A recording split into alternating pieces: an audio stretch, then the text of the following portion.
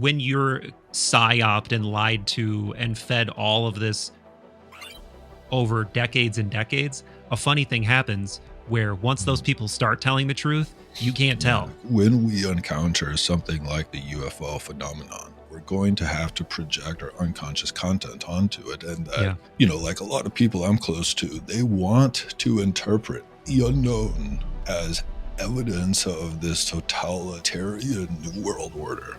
There's other people who, when they see something like this, they're like, it's, the fact that this is a simulation. And then there's people who are like, this is the rapture. One, just admitting to ourselves, like the things that you're obsessed with, trying to go down the rabbit hole. It's an invitation to explore a archetypical part. Welcome back to the transmission, my friends. I am away from the studio, clearly. This is not a green screen, believe it or not. But I wanted to get this mind meld into the stream as quickly as possible because this one is timely. There are some angles to the whole UFO and drone phenomenon that I'm really excited to share in particular. And honestly, just so much more. This one's got the girth. It's got the meat. Two words that are always great to pair together.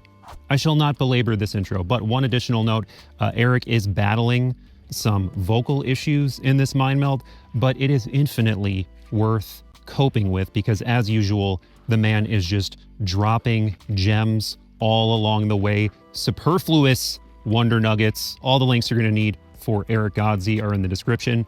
Same for Third Eye Drops. Do stimulate that algorithm, my friends. It is of the utmost importance. Let's close out 2024 with strength. Sub to the audio pod stream. Join up on the Patreon. As you know, a lot going on over there. But for now, let's meld minds with Erick Godsey. Much love.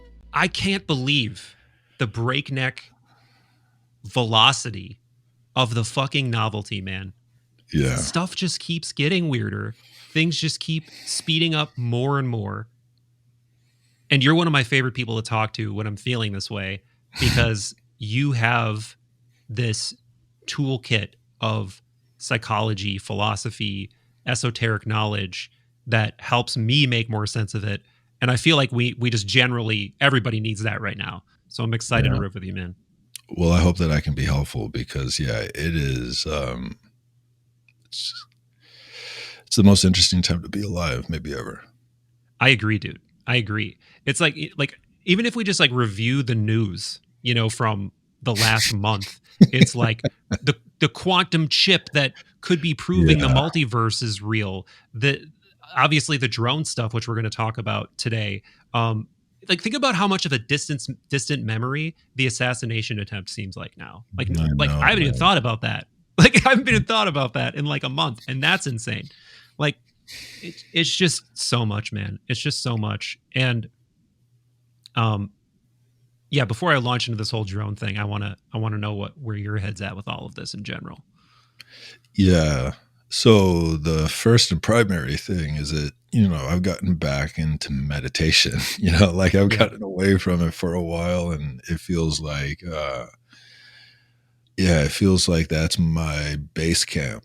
I'm trying to put some stakes into. And the other thing that's just so interesting is to notice how effortless the human, consciousness is able to adapt to the point of taking for granted the insane velocity of novelty that's happening right now. Because it's like we're on a surfboard, and if we look down and we think about how are we staying on this board, you're going to fall off, and it's, I really anchor to, tend to your part of the garden. And for me, it's just been teaching and trying to create things that help people right now instead of trying to grok what does it mean to have a quantum computer chip. Right. Yeah, that's probably for the best. But that said, we're going to try, I guess we're going to try to be irresponsible during this one because I'm here for it. Unfortunately, my mind is pretty consumed by this drone news. And I mean, I think most people know the gist of it at this point, that there's been mass drone sightings primarily focused over in New Jersey for the last month, but also other Eastern states. And it's creating this, I wouldn't say it's mass hysteria, but I would say it's bordering on that. And it's certainly a cautious kind of mass curiosity where everyone is in a bit of an existential kerfuffle, you know, because there's so much tied up in this, even just literally, like even just the literal facts, the literal information of there are now hundreds of things over my home, over my community that didn't used to be there. But as you and I both know, these things don't happen in a vacuum psychologically or psychospiritually or symbolically. And at times like this, I think it's so important to go back to our mutual beloved Jung, because I told you that I was, reading his Flying Saucers. Was it Flying Saucers, A Modern Myth in the Sky or something like that? Yeah. And I was stunned at how well he had all of the bases covered and how well it still applies to everything that's going on with the UFO phenomenon and drones also, which is something that I would love to hear him speak about directly. But I think I do kind of generally think I know what he would say anyway. But I think it's so. Would you like to introduce the frame that he offers? Yeah. So, I mean, if people don't know, like, I guess we have to sidestep and say if people just generally don't know Jung, if they haven't watched this channel and the billions of times you and I have talked about him, like, he's somebody who is, yes, he's a psychiatrist, a psychologist, a philosopher, but he is not a dogmatic thinker, and he really considers worldly phenomena from every potential angle. So he does look at the UFO phenomenon from a literal or perspective, like, what are the facts? Who's saying what? What do we actually know versus what's being reported? And then from there, he would go into the psychological aspect of it, how this whole phenomenon is such a perfect little canvas for everybody's projections, everybody's shadow, everybody's hopes and dreams and desires for some kind of savior to come from the beyond and fix everything. Or people who have the unconscious story that we're fucked, and so that this is evidence of, like the grand conspiracy trying to, wage a war by scaring the population. Yeah, exactly. Yeah, I mean, then he would look at it historically, like what has happened in the past, and then off of that, what kinds of mythologies built around these experiences, and this is so huge right now with people like in the UFO community, like Diana Pasulka, Dr. Jeff Kripal, people who look at the UFO phenomenon as a contemporary version of what people would have probably called religious phenomena in centuries past. And then he would look at it like, what is the synchronistic and archetypal meaning of this? Like, why now? What is this coinciding with? What does this symbolize? What could this be archetypally, like, manifesting in the collective unconscious, or how is the collective unconscious constellating into physical reality through all of this stuff right now? So he'd be looking at it through all of these lenses and still maintaining this agnosticism about the whole thing, where he is like, yeah, there's something going on, but where the unknown is unknown, we need to respect that, and we need to use all of our lenses and all of our collective education to start to contextualize it and manipulate it responsibly, because otherwise you're going to get carried into something. You're going to get carried into your bias. You're going to get carried into your your shadow material or whatever it is. Because because he was a physician first and he was trying to help people with the wounds of the soul, it's that, like, when we encounter something like the UFO phenomenon, because it's such a complex phenomenon. In order to even begin to try to grok it, we're going to have to project our unconscious content onto it. And that if, you're, like 99.99% of people on this planet, you don't have any power to intervene in the UFO complexity. So if you do grok it, and if it does capture you, the work that can be done from that is to reverse engineer what you're projecting. So like if you can admit to yourself, I have no idea what is going on, but I can notice in myself that I have this very strong, emotionally charged intuition about what I think it means. What's that as a archetype? What's my strong disposition about how like my gut wants to interpret the unknown? Because some people, like a lot of people I'm close to, they want to interpret the unknown event as evidence of this totalitarian new world order. Oh, Whereas yeah. There's other people who, when they see something like this, they're like, oh, it's, the fact that this is a simulation and this is just the game being the game. And then there's, people who are like, this is the Hopi prophecy. And then there's people who are like, this is the rapture, and so tracking one, just admitting to ourselves, like the things that you're obsessed with, trying to go down the rabbit hole. Do you have any power or competency to apply to this problem? And if the answer is no, but you're obsessed with it, then it's an invitation to explore a archetypical part that's getting riled up by this content. Yeah, absolutely. And now that we've laid the responsible groundwork, I want to ask you what you think, or what theory specifically regarding, like, we can talk about the actual. I think it's important, first of all,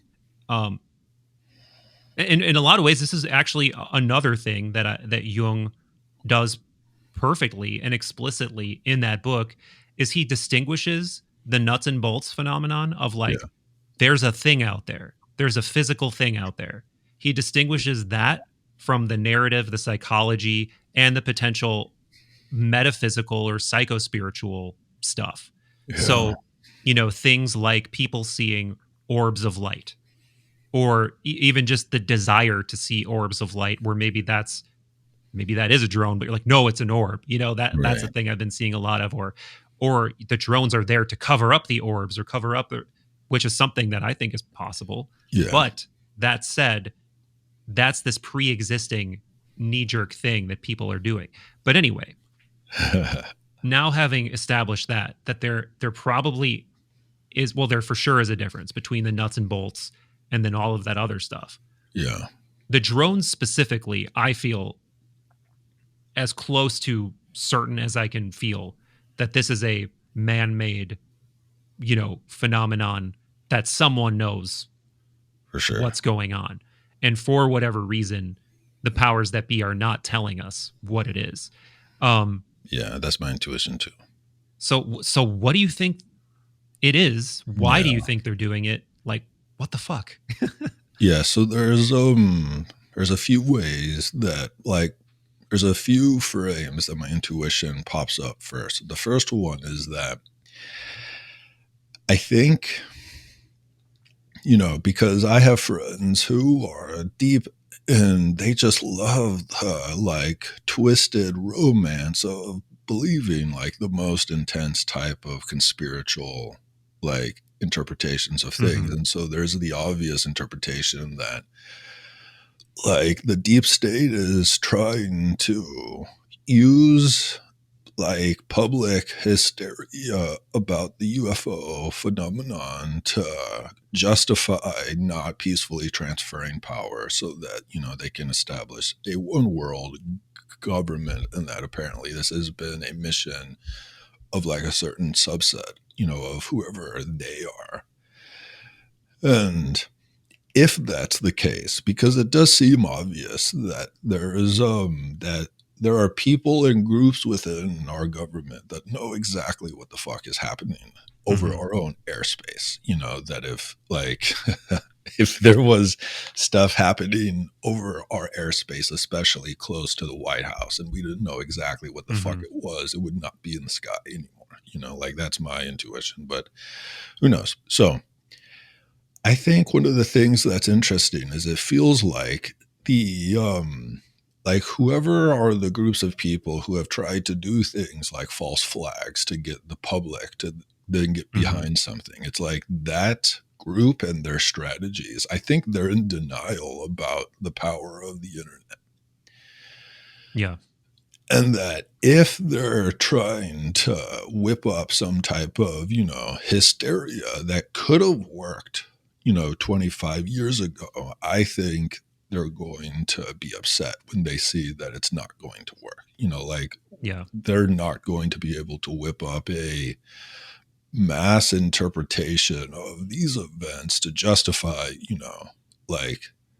the cessation of democracy or, the slivers of democracy that we still do currently have. So I think that's a interesting interpretation. My personal opinion is I think there's aliens that interact with human consciousness through these orbs of light, and it feels like I have had a genuine experience with that type of phenomenon once. Really? Yeah. And I think I've shared that story with you. Have I not? We've shared a lot of stories. It's possible. Yeah. It's possible. I'm not recalling it though. Yeah. But yeah, finish your thought and then please share that. Yeah. And so I do think that there might be genuine UFO phenomenon happening, and that, some group within the US has chosen to dump a bunch of disinformation into the space to make it hard for people to actually connect to the deeper truth that contact is actually happening, but I don't know what to do with that, yeah.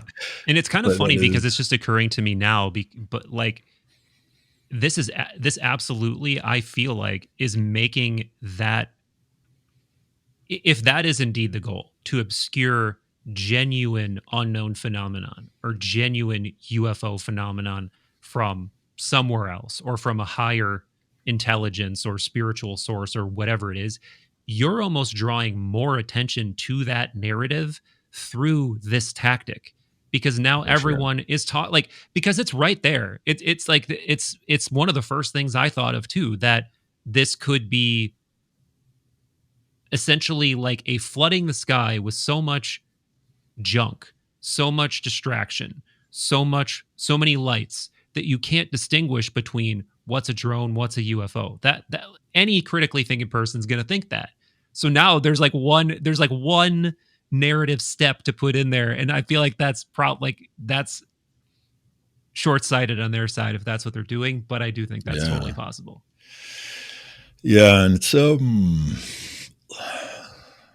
the truth is, we have I'll just speak for me. I have no intuition for how twisted certain groups can become, but it could be that we're testing out, black ops tech, that hasn't been revealed to the public. I think the last thing that has been shown to the public from the black budget, I'm forgetting exactly what it's called, was the stealth bomber 40 plus years ago, and that they might be testing out things to see if the public can grok it, and they're taking in the information to then deploy this, for warfare against Russia and China and stuff. And I have no idea. Right. Yeah, dude, on that note, there was this video someone sent me. That you sent me.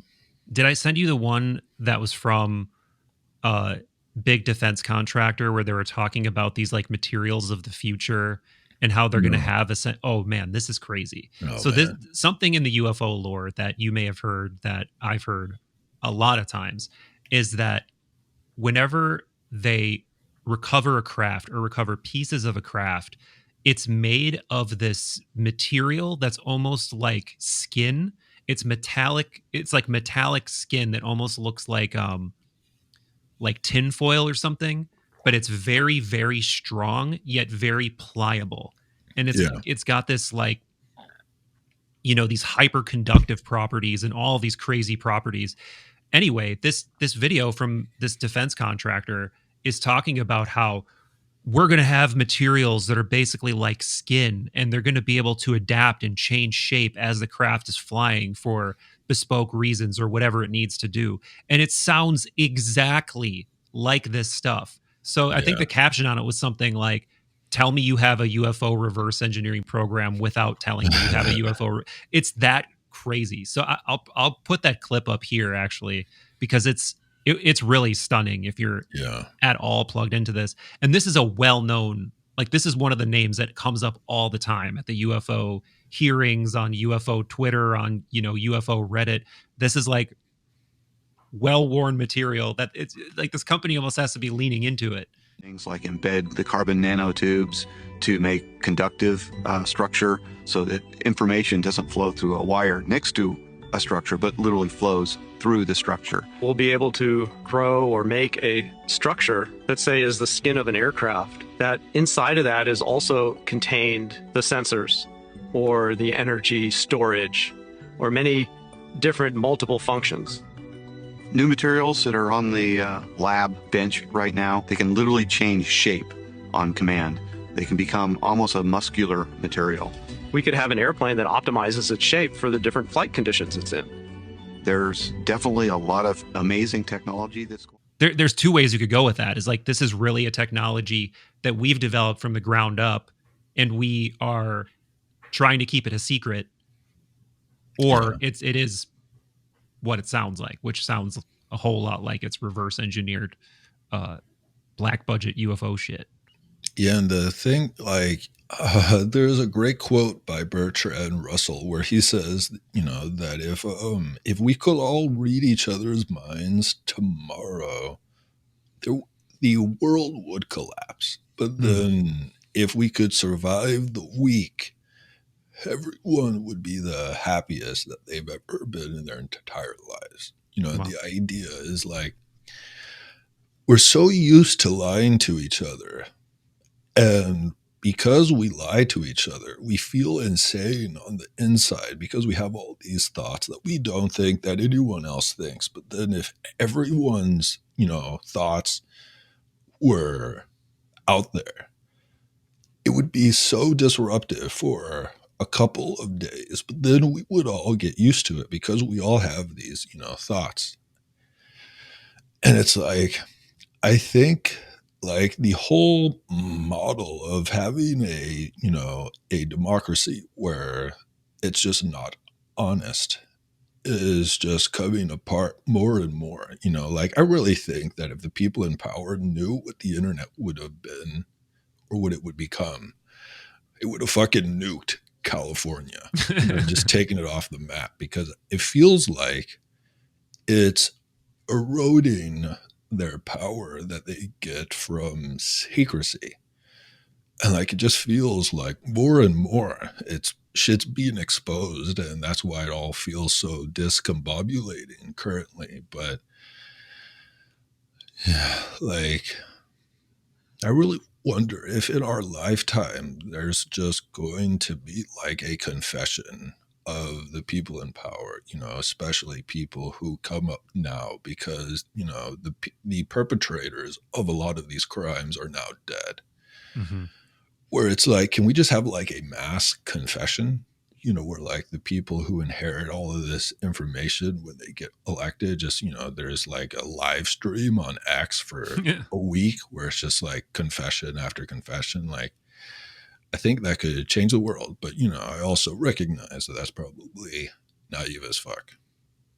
I think the best we can hope for is like a posthumous confession where stuff comes out, like you said, once people are dead.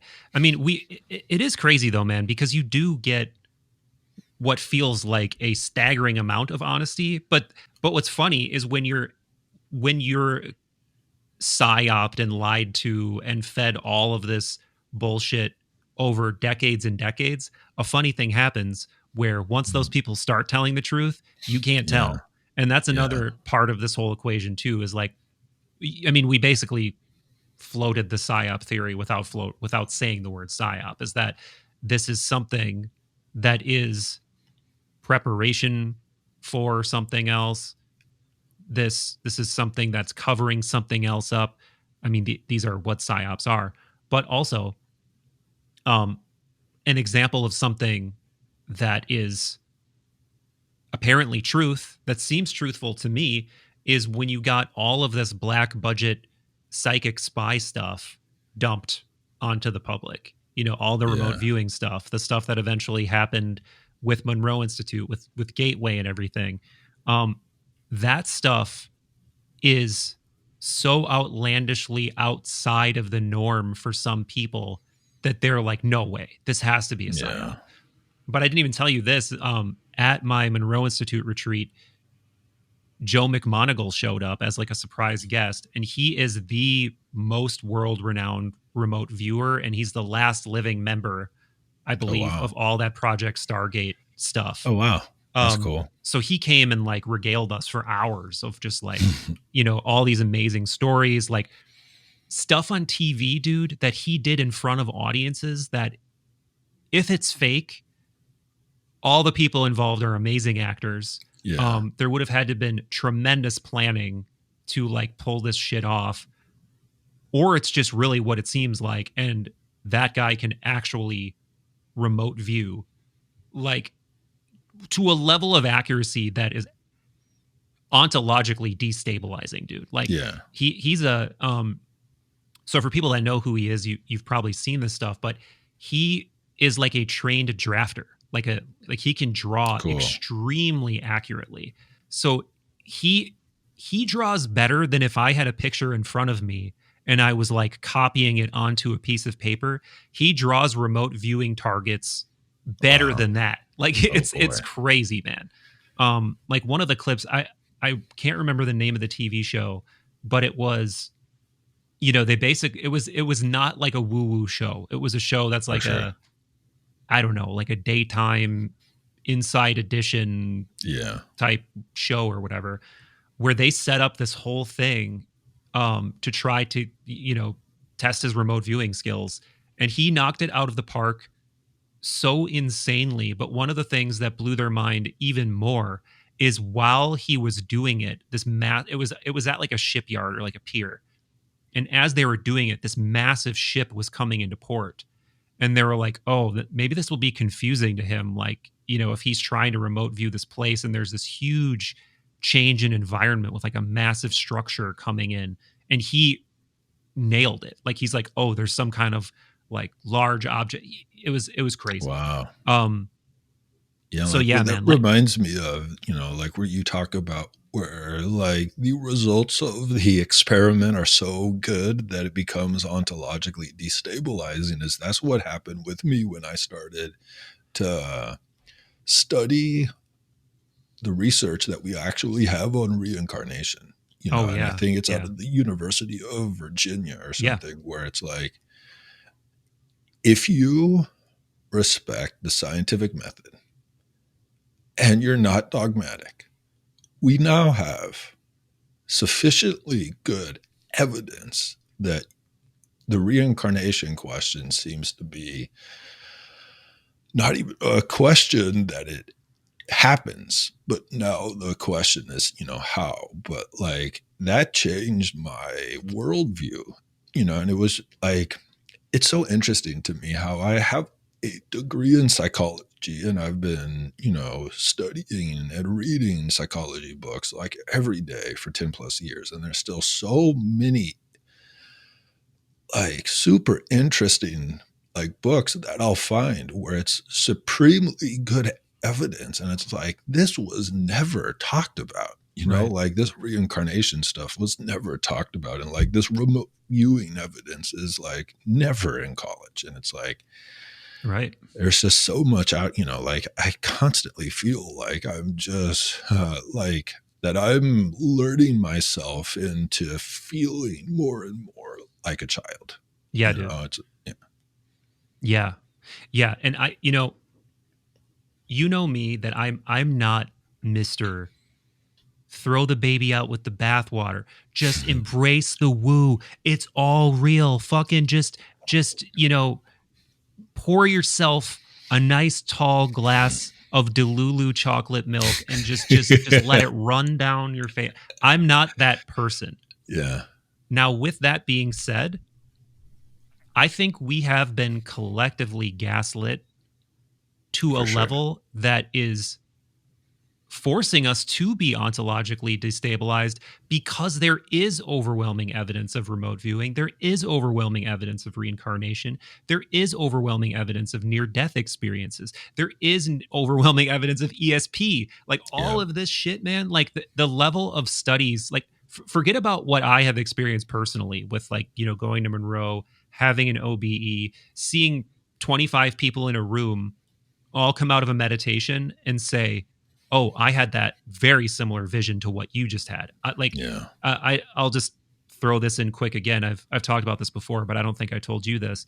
We would do debriefs after these. So also, I guess for anyone that doesn't know, I did a gateway retreat at Monroe Institute, which actually is right down the road from University of Virginia. Cool. They got it going on over there. And they collab. They do collab sometimes. Wow. People would come into the room and do a debrief after we did a meditation session.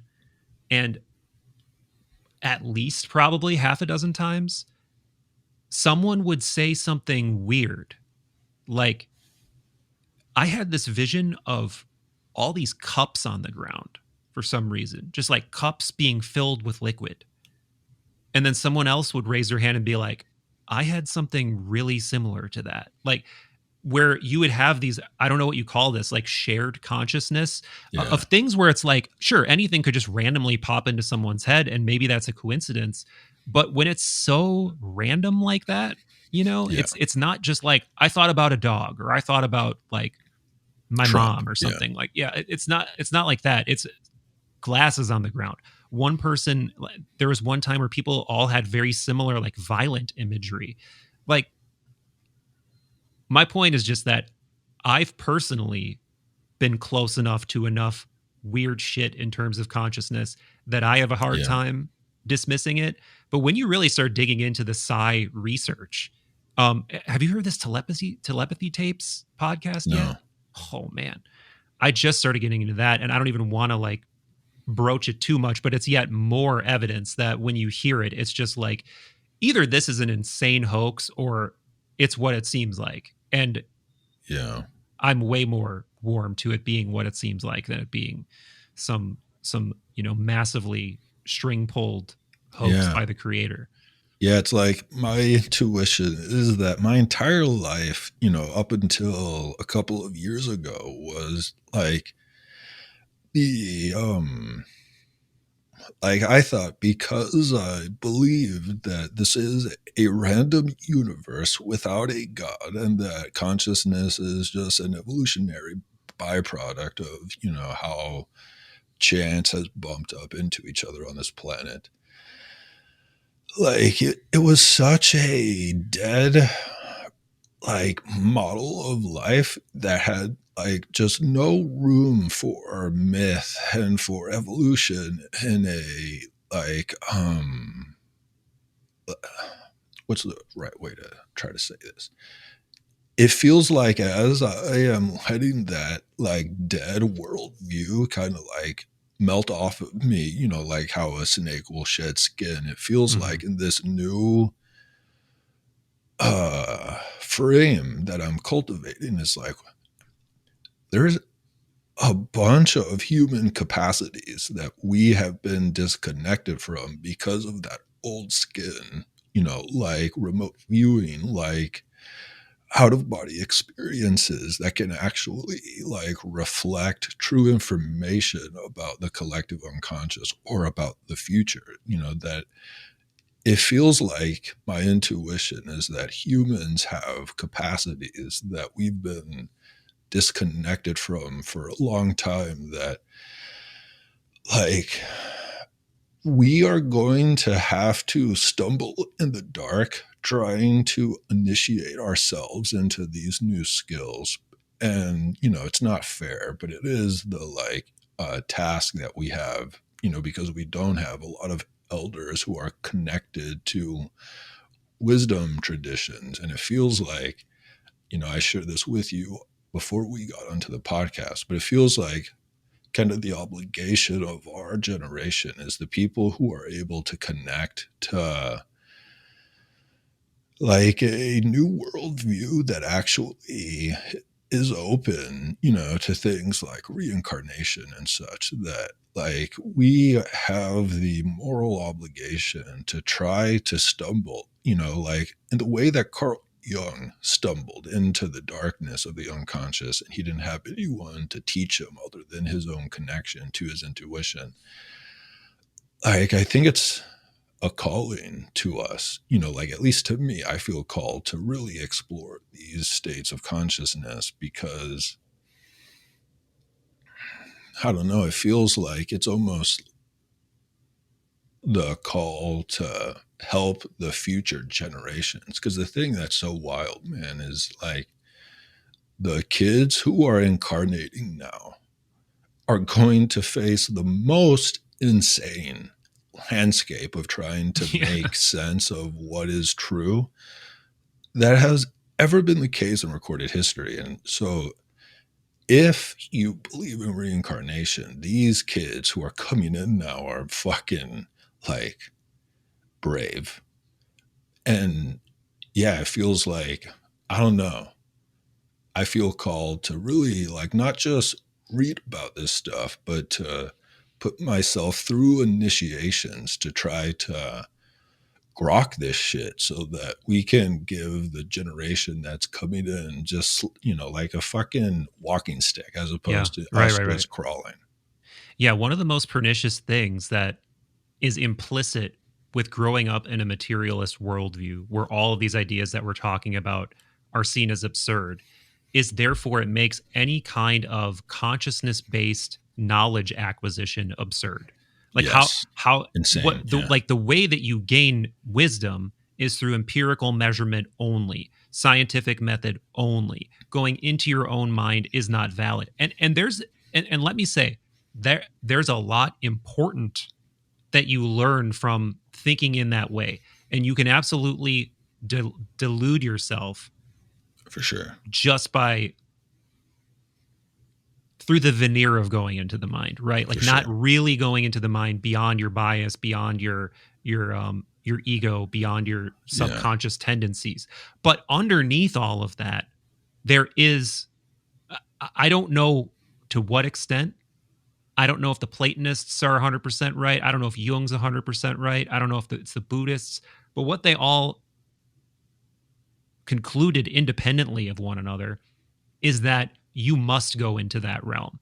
And if you're not going into that realm of consciousness itself, you're not only leaving something really unexplored, you're not actually even going deeper into reality. Because one 100%. Thing that all of these sects I just mentioned had in common, and I guess you could argue this about Buddhists, whether they're truly idealists or they believe in some kind of primordial consciousness or not. Yeah, and there's a lot of branches of Buddhism. It's not just one thing. Right. But all of the mystics, Jung, Platonists, the list goes on, truly did believe that if you want to know the deepest truths about reality, you got to go deep into consciousness. And then going deep into consciousness is going to take you to levels of knowing and understanding that you cannot achieve just through empirical wisdom. So at a 100%. minimum, I think we've blinded ourselves to 50% of 100%. reality. If not, like we're completely operating on the like periphery of a simulation by just, like as Bernardo Kastrup says, who I just had on the show, and he is a scientist and he does think the scientific method is extraordinarily important, 100%. But he also thinks, very similar to Don Hoffman, that all you're doing through the scientific method is playing with like dials on a dashboard. Like you're playing with the veneer of the simulation in a sense. Not that I think it's literally a simulation, but it is very simulation-like. Yeah. Yeah. And it's like, we have two eyes that then creates the capacity for depth, and also each eye will cover up the other eye's blind spot. And I think, like there is a field of experience that is completely, or at least mostly, constrained by the laws of physics. And, we could call that the external. And it's like, learn that world's rules, because it's why we are able to talk to each other through this computer. Like, it works. But you have another eye, and the other eye is the interior. And it's like, if you are working with someone who has any type of psychological pain, the transformation happens in the other eye. It happens intersubjectively. And then the super really interesting thing is what Jung was trying to talk about with things like synchronicity, is that there is a clear connection between the two eyes, and it's like most people, especially, me, when I was growing up, is like, I took pride in having one eye, because I thought that meant that I was mature and that I didn't believe in the bullshit, blah, blah, blah. Right. And it's like, but yeah, to your point, if you ignore the right eye and you only play in the left eye, you'll likely drown. It's like, the really awesome thing about the external world is that it's a great place to practice out if what you're exploring in the interior world is adaptive. Yeah. It's like the external is where we get to run the experiments on, is this good? Because it does feel like that the external world is like musically attuned to the good and the true and the beautiful, and it doesn't give a fuck about your delusions. And so it's like, we can practice our mental models on the good and the true and the beautiful by trying to instantiate it into the external. I want to dig more into what you mean by that, but also, before we get too far from Jung and the UFO thing and the interpretations of it, I think you brought up synchronicity just now. And I think one thing that maybe Jung would hesitate to say this in public too much or to a patient, but I think one thing he would be privately obsessed with is, what is the synchronistic and collective and archetypal significance of this phenomenon now? Like, what is it in correspondence with? So for people that don't know what I mean by this, like, Jung in his collected works, at least once, but maybe more than once, likens synchronicity to something like sympathy or correspondence. This idea that whenever a synchronicity occurs, an acausal coincidence that has meaning to you personally, whenever one of these things occurs, you're part of it, but you're not like the locus of the experience. You're like one factor. The other factor is the outside world, and the tertiary factor is like this layer of meaning and archetypal symbolism in and of itself. Like all of these things happening, like something from the collective unconscious, something for you personally, and something in the physical world, all harmonizing like a little chord of like, oh, like all at once, right? And you're like, oh fuck, this is happening. And it's an unmistakable feeling. But he really thought that if we had the ability to unlock this archetypal sight fully, or this correspondence language fully, we would see everything as part of this tapestry of meaning and how it relates to the whole and the collective psyche. And it really feels significant that this is happening. I mean, regardless of that it's happening now, it just feels significant that it's happening. And that it must be synchronistically and archetypally symbolic. And I'm wondering what you think, what kind of meaning Jung might ascribe to that, or what meaning you ascribe to it too. Yeah. So the first point, and I think this is a super interesting, like, personal insight that I've had about synchronicity, and it's to the point that you just shared that, like, if we had the archetypical vision, everything would arise to us like this type of wow, where all of the chords are kind of in attunement. And when I was like, I think 28, I went down into the jungle and I did Wachuma multiple times over the course of a week. And then at the end of the last Wachuma day, I did this thing called Vilka. And Vilka is a grounded up seed that has DMT, 5-MeO DMT, and this thing called bufotenine that extends the 5-MeO experience to last about an hour. And it sucked. It was a very hard experience because I was just completely unprepared for the, like, annihilation of my ego. And I didn't have any tools to use because I was just so obliterated. But the interesting thing is, once I started to come back enough to have a mind, my first thought was, oh, I have malaria. Like, I'm in the jungle and I've lost my mind. I for sure have malaria. Yeah. But I was able to get through that. And, I eventually needed to get up to go to the restroom.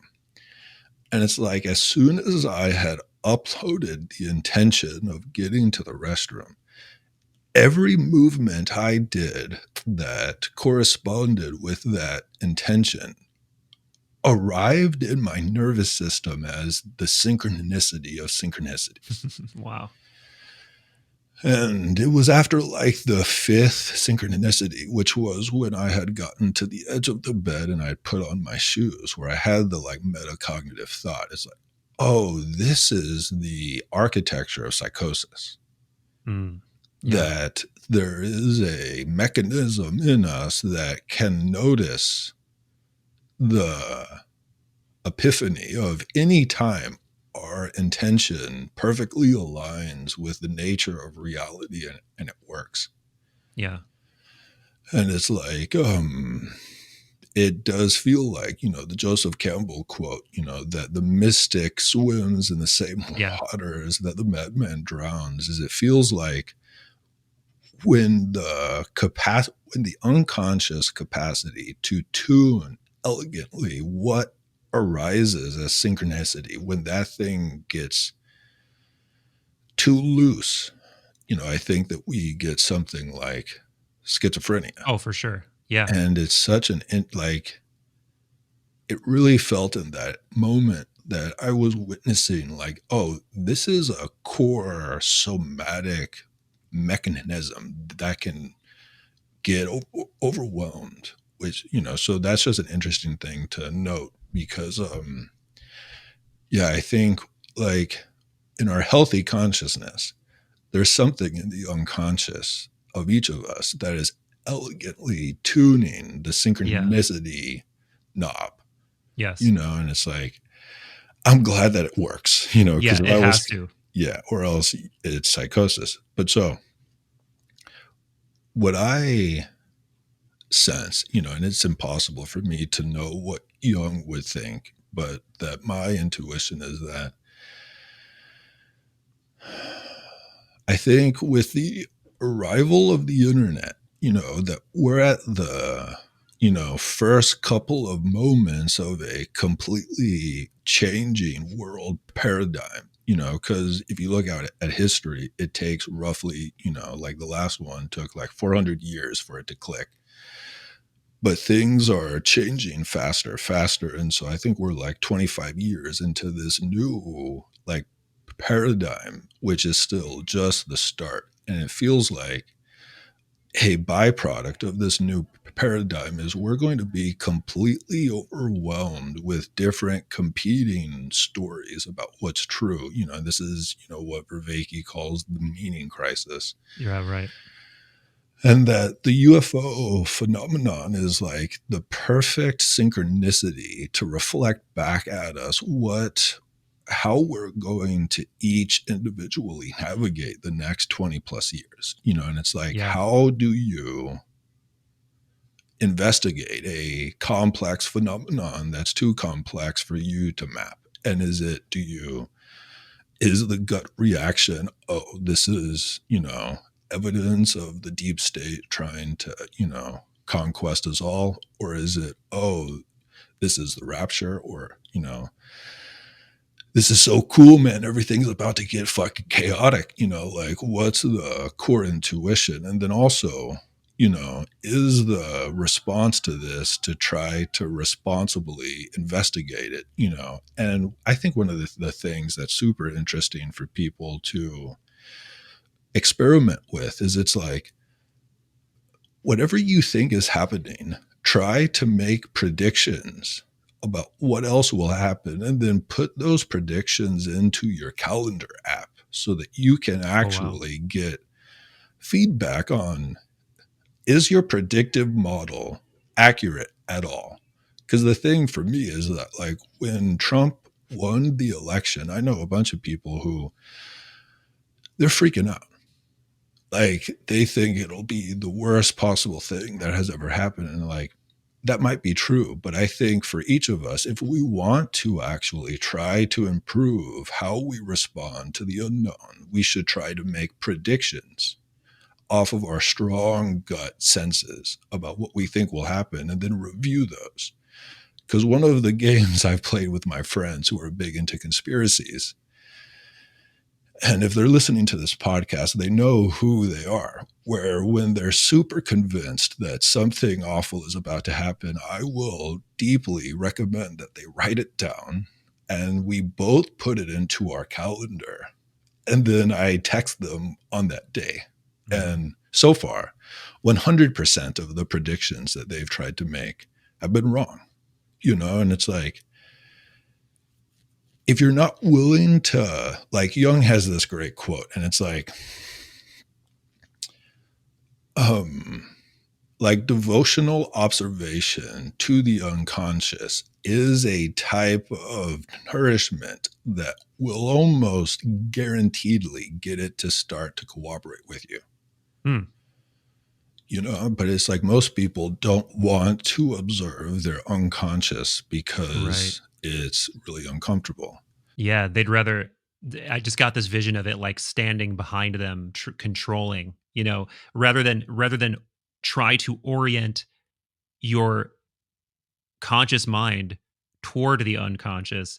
Instead, we just stay oriented toward the outside, and so ignorant of that thing behind the scenes that thing just pulls the strings, or at least steers to a significant degree where it really colors your perception of reality greatly. 100%, because Jung also has the quote, until the unconscious is made conscious, it'll control your life, and you'll call it fate. And it's that, like, the unconscious is basically, it's a realm, and it's the realm of the things that you can't see. But the major players in each of our personal unconsciouses are the parts of us that we have exiled. And so, like, when something like the UFO phenomenon is happening, it's the perfect opportunity for parts of us to try to hijack us. Yeah.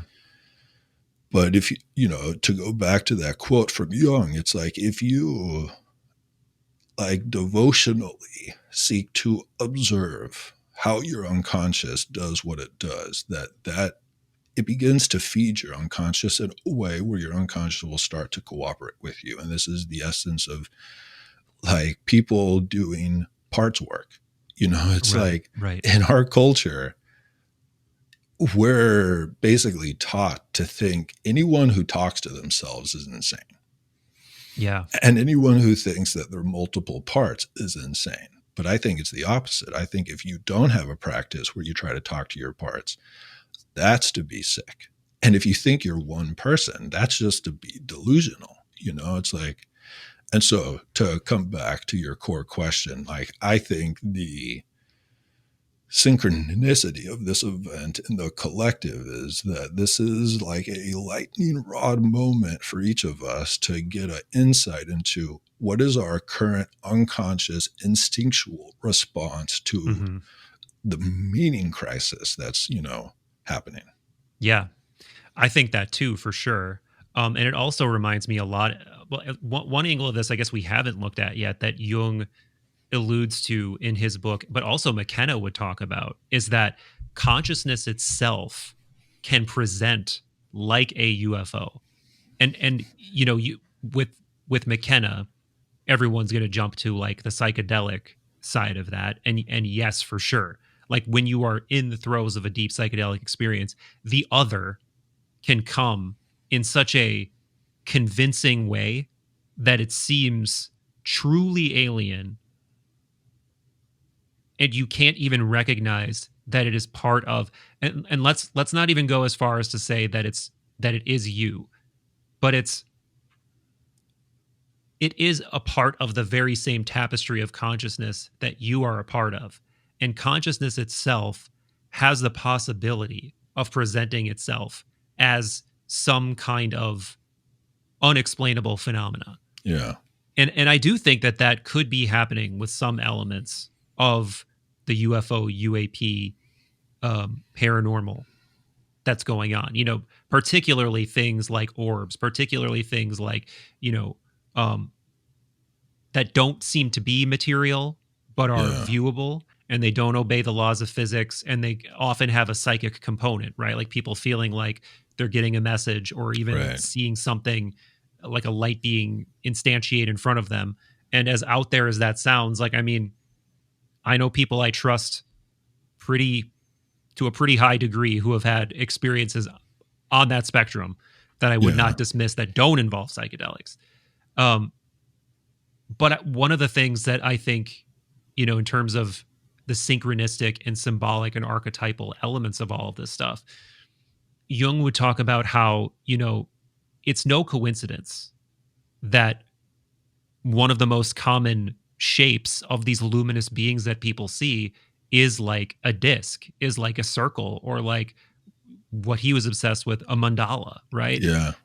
And that to me, there is something inescapably birth-like about this stuff. And it's not a physical birth, but it's a symbolic birth of an age change or something like that. It's a symbolic birth of a new understanding of what's possible, of what we are, of what our place in the universe is. Yeah.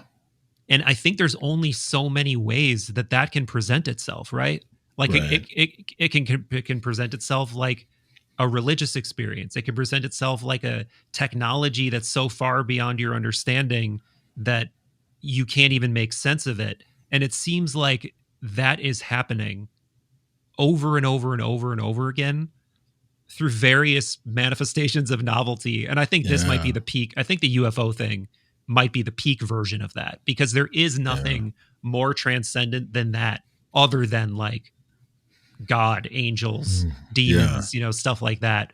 So check this out. Like, you've seen the maps of like, the UFO experiences happening almost exclusively like in the US, right? Like, have you seen the map of, so I think it's like the US and Australia and most of the other worlds, or like parts of the planet, it's super sparse, but it's super condensed in like the US and Australia. And the intuition that is just kind of coming up in me right now is that because the West is so deprived of religious containers that can hold the, mysterium tremendum, but that, consciousness will continue to evolve, as it feels like the UFO phenomenon is when, those type of psychic catalytic rebirth transition moments are happening, but inside of a culture that has no container for it. And so it's like spontaneously erupting in people, because people are growing and people are transforming. And it does feel like these, encounters, especially if the encounter yields a type of internal significant psychic meaning that, it might be like something that happens in the soul inside of a culture that has no containers, and that might be why, the UFO experience tends to be condensed in, the US and Australia. Yeah. Yeah. And I mean, I know there are some other, there's a lot of stuff that goes on in like Western Europe. Like there's that area of Ireland where there's like, it's that area of Ireland. It might be like, is it Glasgow? It's very famous for crop circles and like weird orb activity and stuff like that. And they're really obsessed with it in Japan too. But I don't know what the statistics are. But I think your point is a well taken point that I totally agree with. That if you had a sufficient container, maybe some of these things wouldn't elude explanation so much, or they would fit in a different container than they do for us. Like if you saw this as like a, I don't know, like a tribesman or a, a nomad living on a steppe somewhere in like Mongolia, would you, I mean, maybe now you would think UFO because even they probably have phones, but like back like 50 years ago, what would they have thought? Right. They probably would have put it in a completely different container, not changing that there is some phenomena occurring, but that not only dude, have we talked about this mindfuck yet? Like not only the way that you interpret it, but the way that it presents to you in some kind of a way where, and I've brought this up on the show so many times, but I want to throw this your way too. So I was talking to Jeff Kripal. He's a really well-known religious philosopher, religious scholar. He's written a ton of books, professor in Houston, and he is really interested in the paranormal, UFO phenomena, contemporary manifestations of, things in the whole religious milieu happening to people and how they show up. And one of the things that he and I were talking about that will forever stick out in my mind is that he doesn't doubt the phenomena, but he doubts the image.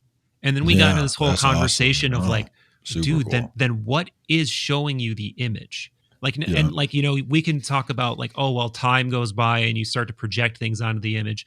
But I really think that in the throes of the near-death experience or of the psychedelic trip or of the UFO encounter, there is something presenting you an image that is probably not literally whatever the thing is. And what in the fuck is that thing? How do you think about whatever that is? Do you jump to the daimon? Do you jump to some part of the psyche that we don't understand? Like what is the matrix maker? What is the symbol chooser? Yeah. So it's like, the first thing that comes to mind is it's the same thing in us that dreams, because the dreamer is creating images, so like there's, like, I think we as a culture, we've not integrated what has been proven via the split brain experiments. Yeah. And it's that we have a whole hemisphere that's non-linguistic that seems to be just as conscious as the part of us that has all of these stories, but that this other part, it appears to speak through symbol and through somatics. Yeah. And it's just as, and like what Ian McGilchrist would argue is that it's more potent than the left hemisphere. Most of us, our linguistic part is in the left hemisphere, but that this right hemisphere function is what existed first. The left hemisphere actually grows out of the right hemisphere, like physiologically, like, if you track what is happening in utero. And that this other character, is like what Jung, I think, would call, like the self. it's millions of years old, and it's, it has our collective wisdom in it. But, so I think that that's the thing that's producing these images. But like one of the things that Jung talks about that I think is just so spot on is that each of us has what he calls a imago Dei, which is our personal image of the Most High. Yep. And I think, to the guest's point that you just brought up, and I think it's brilliant, is, I believe the phenomenon, but I have doubt in the image. And I think that, like, it's almost like a spiritual aesthetic is to cultivate the capacity to have the Most High just be brilliant light, but that most of us don't have that capacity. And so, like, our inner images are so programmed into us by the content that we've watched through culture and like through TVs and things like that. And I think like one of the gifts of, like, I personally think that I got so lucky that I got to read mythology as a kid, because it felt like it gave me a imagistic grammar that most people don't have, that has allowed me to have a relationship with unconscious content that actually, like, it provides a intuition for translation and grokking, that most people don't have. And I think that, like, one of the big, like, psychological, like, injuries that we have in our current times is that because we're so disconnected from the grammar of archetypical imagery, that when we have a archetypical experience, we're forced to translate it like a fundamentalist and make it literal. And that creates psychosis. Right. And so, the interesting thing is, like, what is the mythological grammar to try to interpret aliens? And the thing that's really interesting is that most, especially in Greek culture, but this is not unique to Greek culture, is that the true image of a god has to be withheld from a mortal, because if the god shows their true image, it's such a brilliant light that it burns up the human. Yeah, right. That was a core motif in Greek mythology. And I think that, there's some truth there. Yeah, that's specifically, I know of an instance of that. I was talking to this guy, Timothy Owen Desmond, who's just this interesting philosopher. But this whole podcast we did was about parallels between Euripides' Bacchae and Plato's Republic, which is this theory that he's working on. But anyway, in Euripides' Bacchae, that happens. Like Zeus shows his true form, and it like just incinerates. Yeah. I One can't of remember his the story now. mistress. Yeah, right, exactly. So yeah, and there's that great Joseph Campbell riff too that I've talked about many times, but it's something to the degree of it's a lecture he's giving on the chakra systems and how there are these symbols associated with each chakra, and the symbol associated with the Ajna chakra, the third eye chakra, is like this goddess who's meditating with a severed head in her hand. Wow. And he's like, the severed head is the severed head of God, because because to see the true image of God, to like get beyond this point, you have to destroy your image of God. Yeah. Wow. So that's great. And most people do not have the container to go beyond the images. And this starts to get into some of the really, really deep esoteric stuff that I wish I understood better. That's like some of these, so in the late chapters of this book, Theurgy and the Soul by Gregory Shaw, where he's talking about this esoteric practice of theurgy, which is essentially communing with divinity, right? Like this ancient esoteric art of communing with divinity. We don't know the specifics of how they did it, but we do know that there were probably like geometric symbols involved in some of these things. And there were even potentially like numbers and math involved in some of these things. And I think that when you get into these really, really deep states of consciousness and start to have primary communion with deeper archetypal intelligences, you start to develop that archetypal lens I was talking about better, and you start to understand like that symbol is a manifestation of this deep layer of reality, or this deep archetype, or this is being, like it's the way that the Pythagoreans thought about numbers, for instance. Like to them, like the whole numbers like 1 through 10, but especially like the first 3 were like these incredibly sacred mysteries. They weren't just like these mundane numbers. They had like archetypal symbolism. So there's this whole lost system of that I think was kind of designed to get us away from anthropomorphizing the unknown and divinity, but we've like lost that container. And it's such a beautiful idea that you can take the whole of human wisdom, like both brain hemispheres, like hardcore mathematical dianoia, dialectic, and then couple that with artistic, metaphorical, symbolic knowing, and that brings you closer to God when you can figure out, or to the unknown, or to the mystery. When you can figure out how to like harmonize all of that shit together. And guess what? We ain't doing it. We're looking at our phones 90% of the time, and that is not going to help. Yeah. So what just came through is it feels like before we had a deep, like archetypical connection, to like geometry and numbers, that we projected, the personification myths onto the processes of reality, that are actually like laws. And it feels like, a part of developing spiritually is to be able to withdraw the personification projections onto the laws of physics, for example, and then to be able to see it as a numinous, like geometry.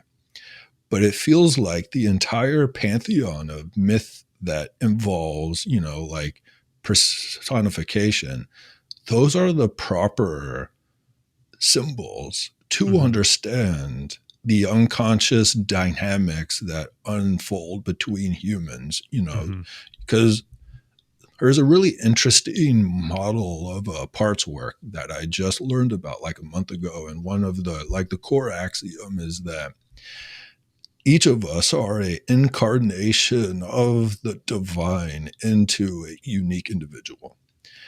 And that each individual has both the divine and the incarnate in them. And that the divine is, undifferentiated, harmonious, it's the laws, it's the geometries. But then the other part, which is the incarnate part, is fundamentally relational. And that the entire, like the 2 primary drives in us are the drive to be connected to the divine, but it's also the drive to have relationship. Is that like a human is fundamentally relational. There's no such thing as an isolated human, like in order for the seed of an infant to become conscious, it has to be fed the light of some caretaker's attention, or else it dies, so like we're fundamentally relational. And that I think, like the myths that have characters in it are the proper grammar to try to understand our archetypical, like pantheon of different drives that we have to try to relate, so I think like Zeus and Ares and Aphrodite and Hermes are good grammar models to try to understand, like, here's what happens when you have a father. Here's what happens when you have a child. Here's what happens when you fall in love. Here's what happens when you want to get status, blah, blah, blah. But when it comes to grokking, the external and kind of the like lattice work of God, I think to your point, and to the Greeks, they cultivated the capacity to acquire the archetypical imagery of geometry, to really grok in full complexity, the pattern, the father, the fundamental patterns, whereas mater mother is the material that grows out of that pattern. I didn't. Is that like the actual etymology, or are those just interesting homonyms? So I think it's both. Okay. I think like mater translates as mother, and patern translates as father. But the interesting connection is pattern and matter. Mm-hmm. Yeah, definitely. Yeah, dude. This is like, I feel like the conversation is taking a turn, and like, which is totally fine. I just, whenever we're like going out of a main stream of topic, this topic of not just the UFO phenomenon and everything that's going on with the drones, and then everybody's like innate knee jerk to project onto that phenomenon what Jung would say, what the mythological symbolism is. I just want to make sure there's like nothing we've like that I'm going to come back in 5 minutes and be like, oh, but one of the things that I do think there's like two prongs coming off of this that I feel like are a badly needed ambrosia to keep us out of the delulu, to keep us out of the anxiety, to keep us out of the just complete projection. And I think the armaments are twofold. One is continue to learn to develop your sense-making capabilities so that you can be more discerning and you can handle all of this information more deftly, right? Yeah. And like I still think like I would still call myself agnostic when it comes to this, not in that I like into the whole UFO phenomenon, into like for sure everything that's going on, not in that I don't think it exists, in that I refuse to choose a narrative because I think that our information collectively is just too little. And now I give people who have had direct experiences that they can't deny, I give them a different kind of leeway, but I can't just swallow someone else's experience and whatever. So there's that. The other thing is some kind of deepening and grounding into your own portal of consciousness so that you are also doing some kind of, I don't like the word work or growth necessarily, but exploration into your own portal of consciousness. And I mean, right away, that makes me think of my experience with Gateway again, and my whole experience at Monroe Institute being a really good vector for doing that, because it is a way to consistently get into deep states of consciousness in a way that you can do on a daily basis that doesn't require you to ingest any substances. 100%. It doesn't take hours and hours of time. And I think just regular meditation is good for that too. I just found that, at least for me, that was a way to get into these states more deeply, more quickly. For sure. Yeah, it feels like the only way to make sense of what's happening is you first have to really confront the fact that there are more facts that are facts than you have a lifetime to process. Right. And so a part of being sane is to learn how to ignore 99.99% of the facts that could present themselves to you in this moment. And that, I think, fundamentally it's about connecting, so the process in our unconscious that cuts through the fact field that would overwhelm us, is what Vervaeke calls relevance realization. Right. And like what it means is there's something in your consciousness that calls out to you, oh, this is more interesting than everything else that we could be paying attention to right now. But you don't have control over that process. And I think that process is the daimon, that it is the personal emanation of the good and the true and the beautiful that's parsing reality to reveal to you what is significant to you. And so I think, to your point about having a portal practice to go inside of yourself and to attune to yourself where you're not consuming outside information. Fundamentally, it's about, can you attune to your Dharma, to your calling? Because that then creates a value field to help you walk through the infinite amount of facts that, are constantly presenting themselves to us. And that if you can connect to your Dharma, to be frank, most of the time that you're thinking about, the UFO phenomenon as an example, is it's, just with compassion, but with fierce clarity, ask yourself, is this fuel for my Dharma? Am I going to take this in and then create something from it? Or is this procrastination? Right. Is this one of the infinite, lottery machines in the casino of distraction that I, can justify to myself? No, this is super important, but like, I haven't seen the sun in 4 days. Or, right. Yeah. I haven't had that conversation with my partner, or I haven't fucking cleaned my house, or I haven't written. If you're a writer, but you haven't written in a year, you're not a writer because you're not writing, and like, I think the way through the meaning crisis is to connect deeply enough to your Dharma to find what your craft is. Because then once you have your craft, you can take all of this, information and channel it through your craft. Like if you're a musician or if you're a poet, you can write a song or write a poem about UFOs.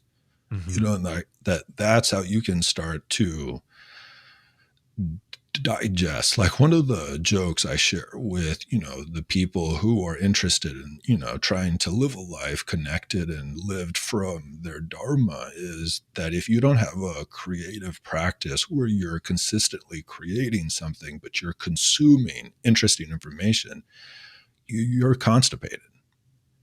And that creative constipation, baby. Right. And to create is to shit. It's to digest. And the thing is most of us are so fucking constipated because we're just taking in novelty at a rapid rate. But most of us don't have a practice that actually alchemically distills it like our intestines would. Right. And it's like, I really think there's a super powerful connection to the symbol of the bee, because the bee vomits to create bee bread, and that's how they feed each other. And it's like, we have to learn how to vomit. Like, if you don't have a creative practice where you transmute what you've ingested into or through your voice, which would be the vomit, you're just sick.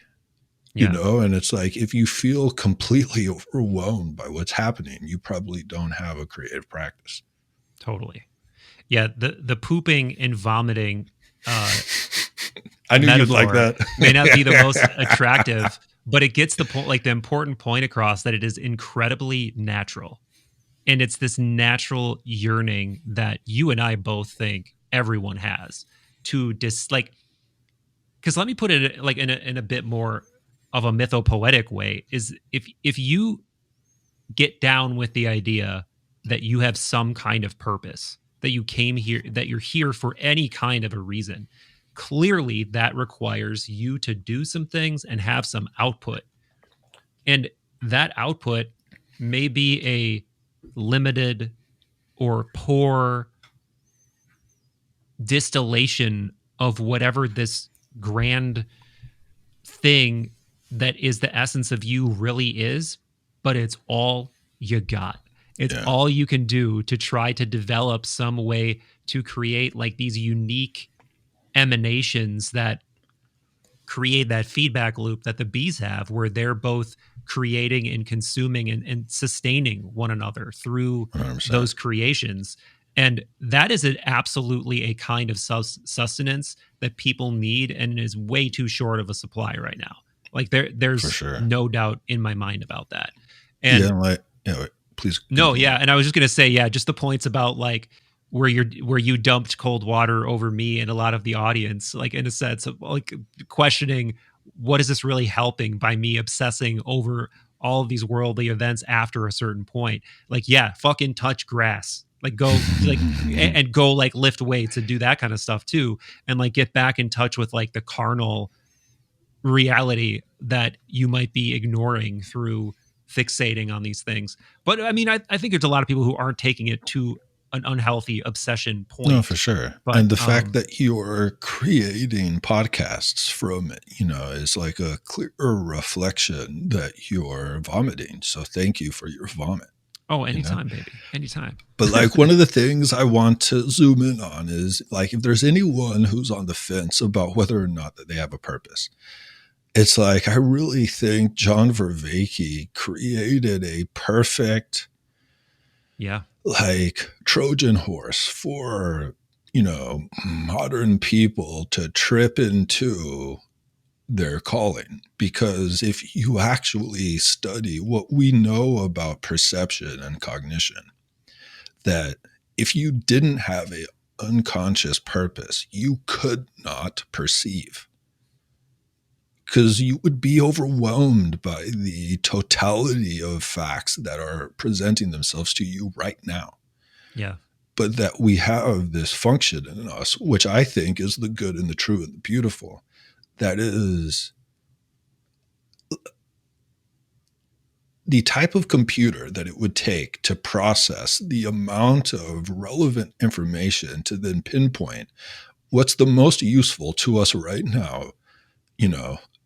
This riff was true before the quantum chip got done. And now that we have the quantum chip, it kind of fucks up the riff. But we don't have a powerful enough computer on the planet to process a single person's consciousness for one moment, for 1 second, to properly attune to what's relevant.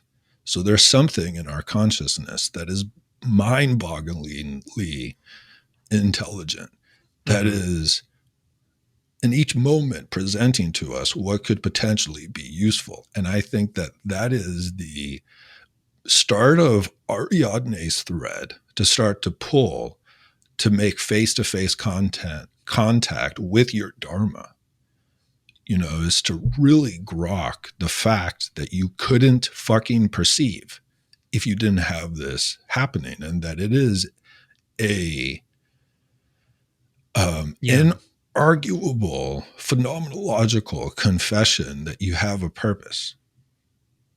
Yeah, that's hard to wrap your mind around, I think, because it comes as such second nature to us, exactly, to be tapped into what is salient in our environment, that we don't appreciate how crazy it is, like how much logos just behind that there is, like how much architecture and things being just right. Like they're so just right that it seems completely natural. But if you stop and think about it, there's no reason that we shouldn't just be overwhelmed by information and not be able to like know when it's time to take a poop and like know when it's time to like, but we do. And there is this overriding sense of unity of, like I said, again, logos or something that is like this self-organizing, self-referencing system in the body that works pretty much perfectly as long as you're healthy. And that in and of itself is a fucking miracle when you sit down and think about it. 100%. It's one of the gifts of getting your mind completely fucking blasted by a psychedelic, is that one of the best parts of the experience is to come back to like, oh my God, I am so thankful for coherent space-time. Yeah. Like, it's a renewed gift that is divinely like gracious to give itself to us, that until we've, revisited the primordial mysterium tremendum, we can just take it for granted. You know, it's like the fish in water. Yeah, dude. That is definitely one of the most consistent lessons that I have after I go into that like fractal psycho wilderness of just like there's like two things that I can reliably predict about every experience, and other than that, like, yeah, there might be some grammar that's the same, but they're always unique. Yeah. One is the oh shit moment you have, like once you've like fully dropped in and your idea about what you thought it was goes away, and the reality of what it is hits you again. You're like, oh fuck, yeah, okay, here we go again. And then there's the feeling of coming back and just being so appreciative for dry land, like, you know, like the shipwrecked sailor like kissing the like 100%. Muddy sand on the beach sort of vibe. And on that note, and on this note of portals that help you explore the inner verse or outer verse or astral or whatever the fuck it is. Obviously, that's been a huge part of my experience, but even more of my exploration, but even more so of yours. And I know you mentioned having some recently.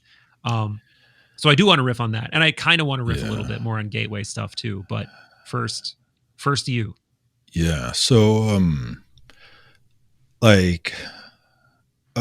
probably about 4 or 5 weeks ago, I went to visit my friend who is also a psychedelic, like underground therapist, and I can't reveal his name. You know, he's asked me not to, but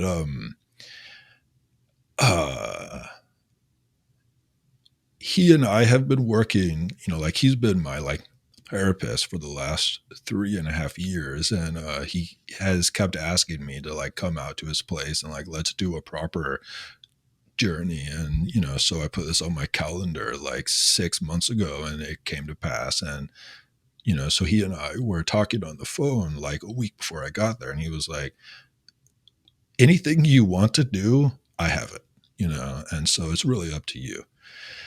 And so I thought about it for a while. And then once I got there, what kind of, happened is he shared with me that he has this special type of wachuma that is, it's fermented with it's like kombucha, but it comes from a different type of, it comes from a different base that I think is called John, where it eats honey instead of caffeine or glucose. And so it's this type of like wachuma mead that I started to drink as soon as I got there. And it was incredible. For people who don't know what wachuma is.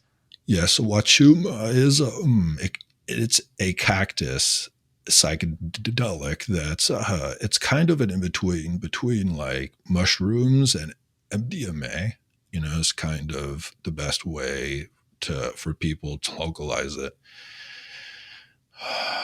So I started to drink that, and then he told me that he had orange sunshine LSD, which for people who are into LSD, you know, kind of like the highest, most legendary type of LSD is this orange sunshine, which was made by a chemist in Berkeley, you know, back when the 60s were raging. And the dude who made this, he made millions and millions. Wasn't it like, was this Owlsley?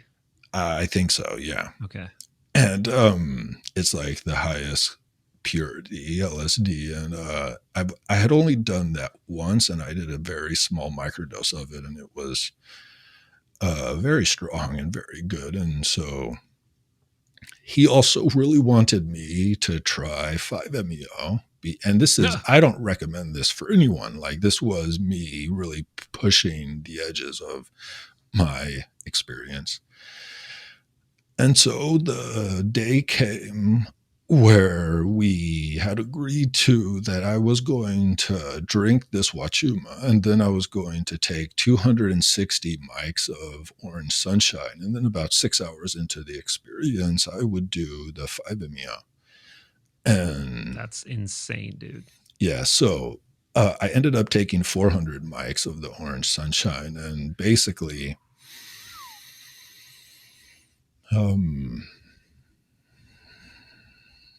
it's a lot of content to I can't imagine. But the first thing that stands out is after I took the 260 mics, because that is how they were broken up into this pill.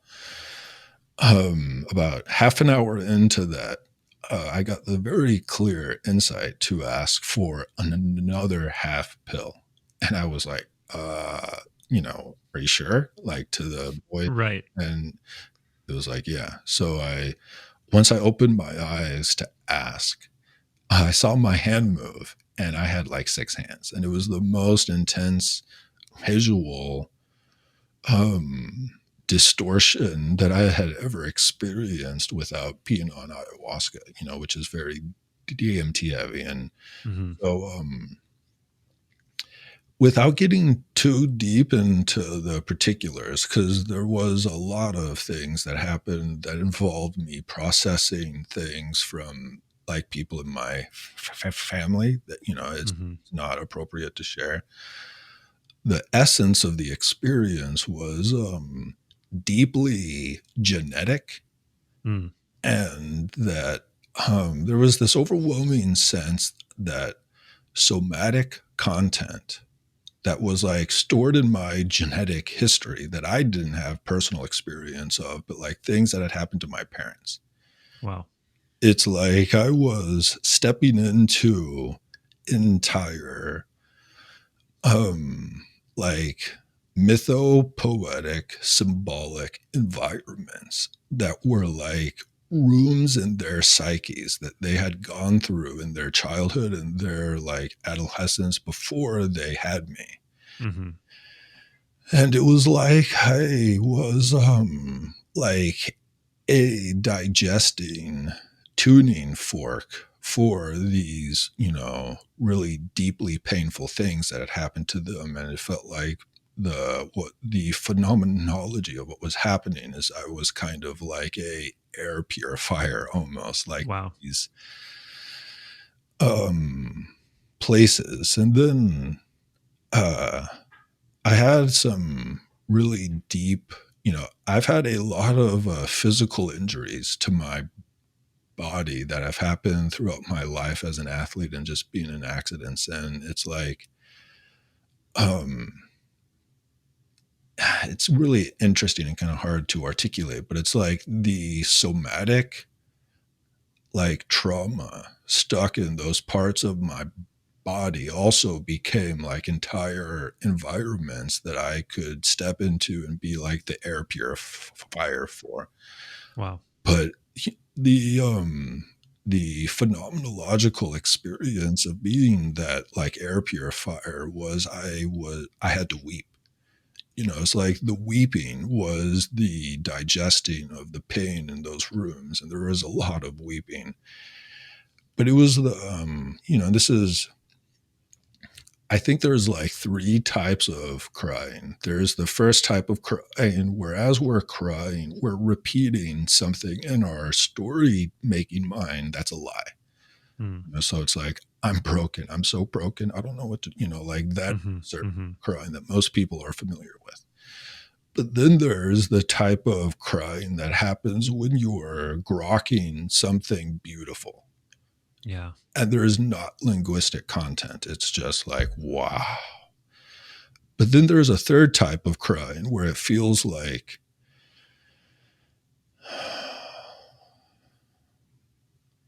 the thing that's happening with the somatic body is it feels like an animal is dying, but there is no linguistic content, but it's like a retching. It's like purging.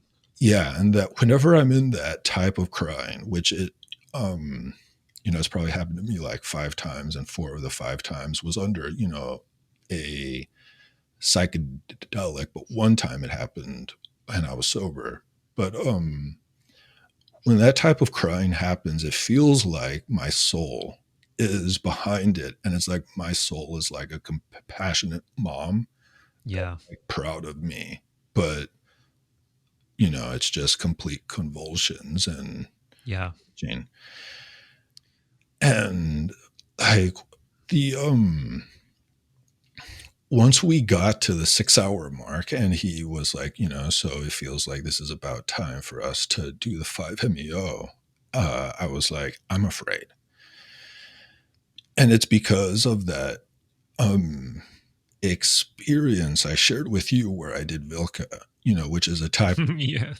I'm just laughing because you don't have to justify it to me. I mean, I would have been scared a long time ago in this experience. I mean, or at least been reluctant. For sure. And so like when he offered it, I shared like, I can feel that I'm afraid. And the guide, the man I work with, he's deeply steeped in the specific type of Buddhism that I'm interested in. And so he very deftly was able to ask questions like, who is the one who is afraid? And like under the context of having that much LSD in me, I was really able to connect to like the really painful, deepest fear that I've ever felt is when I would dislocate my arm and the felt sense that no one can help me. And I'm in, excruciating pain. And I am going to have to do this on my own, and I'm going to have to shove my arm back into the socket because there's no one here who can help me. And I was able to connect to that fear and, with the help of the LSD. And it's like I went back into the first time that I tore my rotator cuff, and I was able to make contact with the fact that like the part that put my arm back in wasn't me, it was like in the split brain experiments, like it was the non-linguistic character in me that has access to my somatics. Like it's really hard to explain, and for people who are just listening, it's, it won't really translate, but just so you can see it. It's like when I would dislocate my arm, it's like my left hand would become possessed and it would move to my arm with a ferocity that I have no conscious access to. Wow. And it's like really like an exorcist possession type thing where like the way that my hand would move across my arm was just purely like a wild animal, and that it knew how to put my arm back into place. And it's like I was able to contact that fury. Wow. And I was able to, it gave me a great sense of courage to then go, do the 5-MeO. And it was 3 rounds of 5-MeO. But what was so interesting is, I've done 5-MeO a couple of times, and it's very aggressive. It's very like, rocket ship into this altered state of consciousness. But because I had taken 400 mics of LSD in the Wachuma, what happened was so interesting, but there was no aggressiveness to it at all. And the best way that I can talk about it is it's like when you're sober, it's like you have a coherent ego that's inside of an atmosphere of unconscious content, and it's like a rocket ship, and if you take 5, it has to like smash against the outer atmosphere, and then it comes apart. But because of the state I was in, it's like I was a archipelago of islands, and that once the 5 came in, it felt like a current of a river just coming in between all these islands, and it just kind of like smoothed everything out. Wow. And it was so easeful and blissful that it might as well be a different chemical, like it didn't feel like 5 at all. But for like an hour, I had no thought. And it was just this like sensation of this like conscious river coming in between all of these, islands of consciousness that I had established throughout the first 6 hours. It was beautiful. Wow. And after all of that happened, I kept asking him if I could eat, fruit, because I hadn't ate all day. And he kept saying, no, not yet. There's still some time. We're still in this experience. And the last thing that he did with me was he had me, like, he started to sing a lullaby on his guitar, and he, prompted me to imagine my mom holding me. And I had like a full, like, I could feel myself inside of my mom's womb. Wow. And it's this felt sense of, it's so hard to articulate to people who haven't been in these types of spaces, but it wasn't a thought that I was trying to create. It was accepting this overwhelming somatic truth. And then I started to feel her constrictions, like her birth constrictions. And I felt, and like, I wish I could have recorded it, because I like folded up inside of, and I was inside of the like position that we're in when we're inside of the embryo. And I was like being compressed, and it's like my somatics like remembered what it was like, and it transformed, and it was like the birth process, like I felt myself like squeezed and repositioned and like reemerged, and it was completely contentless other than the somatics. And yeah, that's kind of intense, the man. overview of what happened. And then afterwards, I listened to Kendrick Lamar's new album, because it just came out that day, and it was one of the best. Yeah, it was fantastic. That's an interesting juxtaposition. Yeah, he said, this is the first time this has ever happened, because I asked him to turn it up loud, and I'm listening to fucking, hip hop after all this had happened. Right. Yeah. We just listened to whacked out murals, still halfway in the experience. Yeah, dude. Wow.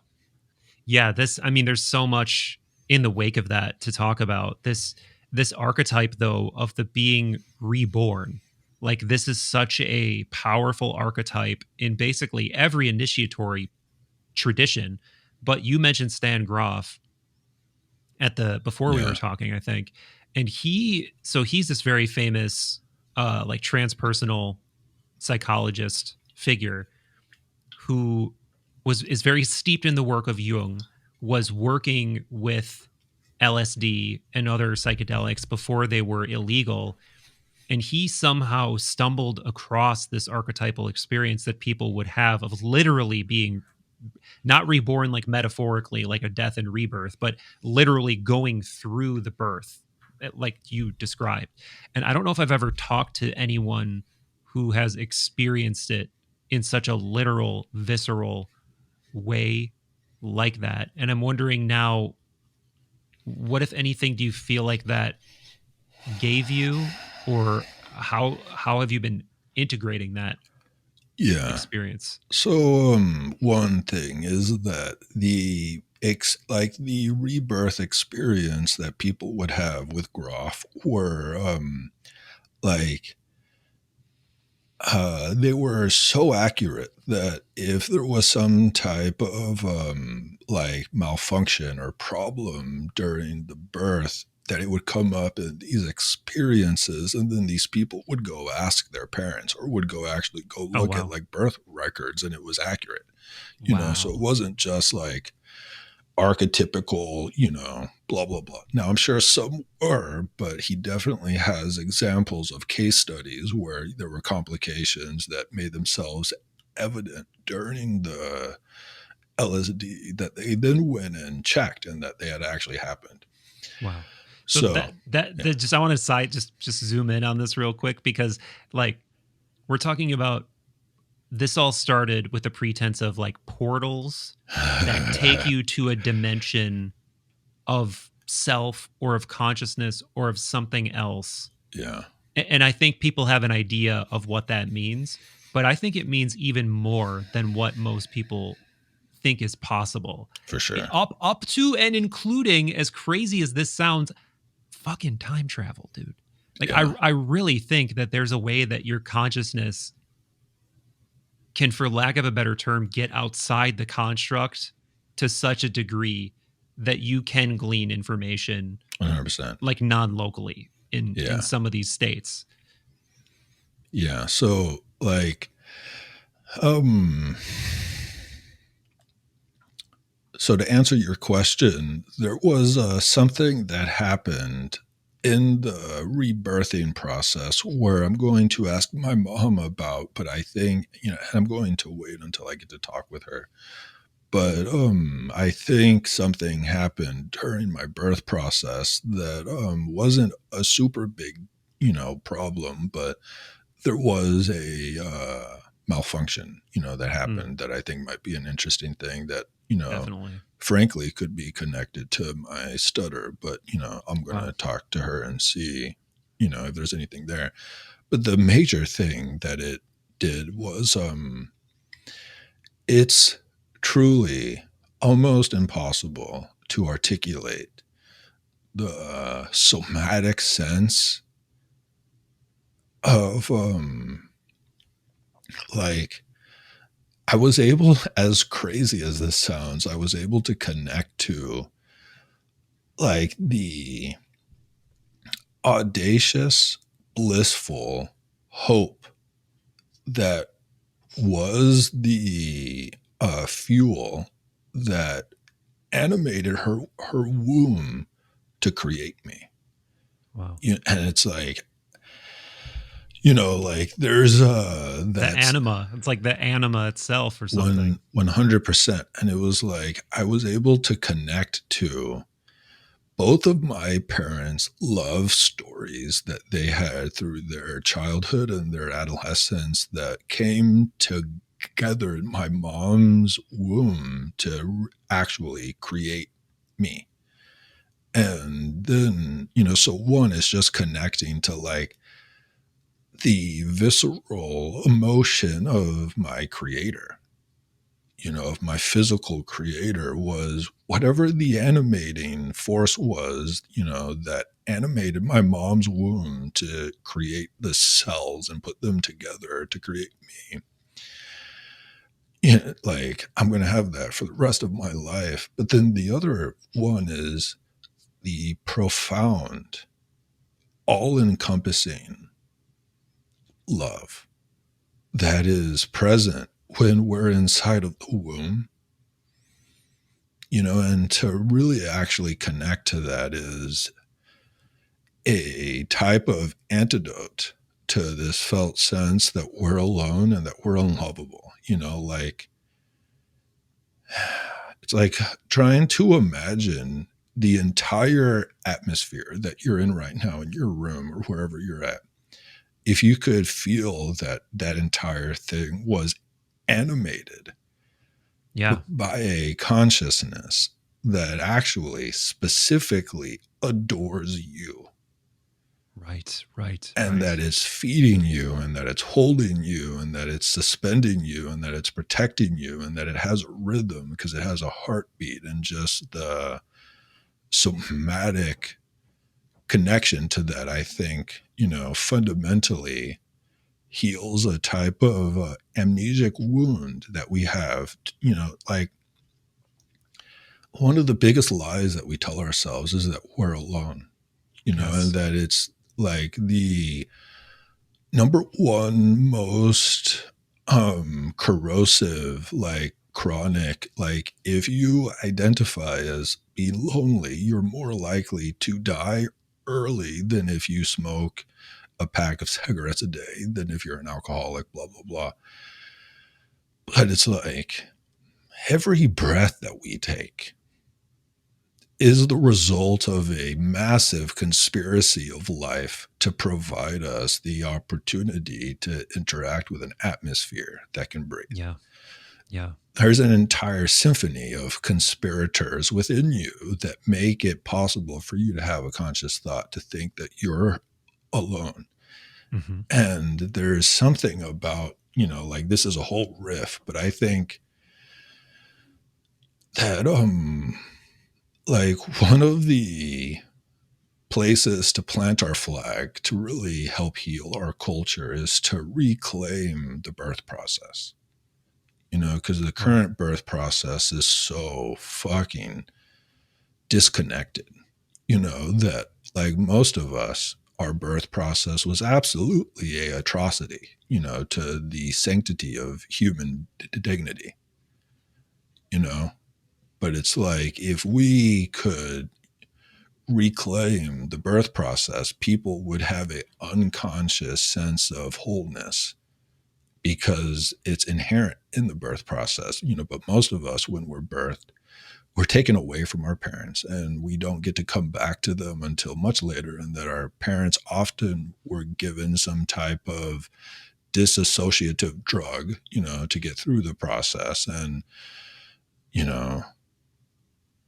so the core takeaway was the somatic sense of just profound, all-encompassing love, that comes from being able to revisit that somatic experience. Man, at a certain point in that story, I really started to get some pretty intense visuals of like a newborn baby being born. And what you said about the illusion of being alone, though, is something that was really, really resonating. And I mentioned this before the call too, and I don't know if I've told this story yet. I probably have. But again, man, like that story I told about the epiphany about the darkness during my Monroe Institute retreat. And I don't think I'll have time to like, give the whole story again about what I experienced there and what that process is like. But a lot of people listening might know this lore about the gateway process, about the Monroe Institute. Maybe not, but I'll just leave it at for now. I did this retreat recently where you're doing a lot of meditation. You're in complete darkness. You're getting into these really deep states of consciousness that, while are nowhere approaching what Erick is talking about in terms of like the fireworks and profundity and other worldliness of the experience, you do gain this great appreciation for not just your consciousness, but the darkness in and of itself. And if you're anything like me, and I would guess most people are, you have an innate sort of recoiling to being in the dark. Like some people like to sleep with lights on. Some people like to sleep with the TV on. Some people like to just like fall asleep with their phone in their hand or whatever. Yeah. And for some reason, I had this just visceral realization about how fucked up that is, about how wrong it is, about how much of a misunderstanding of what the darkness is that is. Because we all come from darkness. We all come and I literally mean that if you take this to the deepest possible ontological level that assumes that we are some kind of immortal consciousness that has always existed, right? There was a time of consciousness that was completely without vision, that was just pure thought, that was pure existence. And that ostensibly is darkness.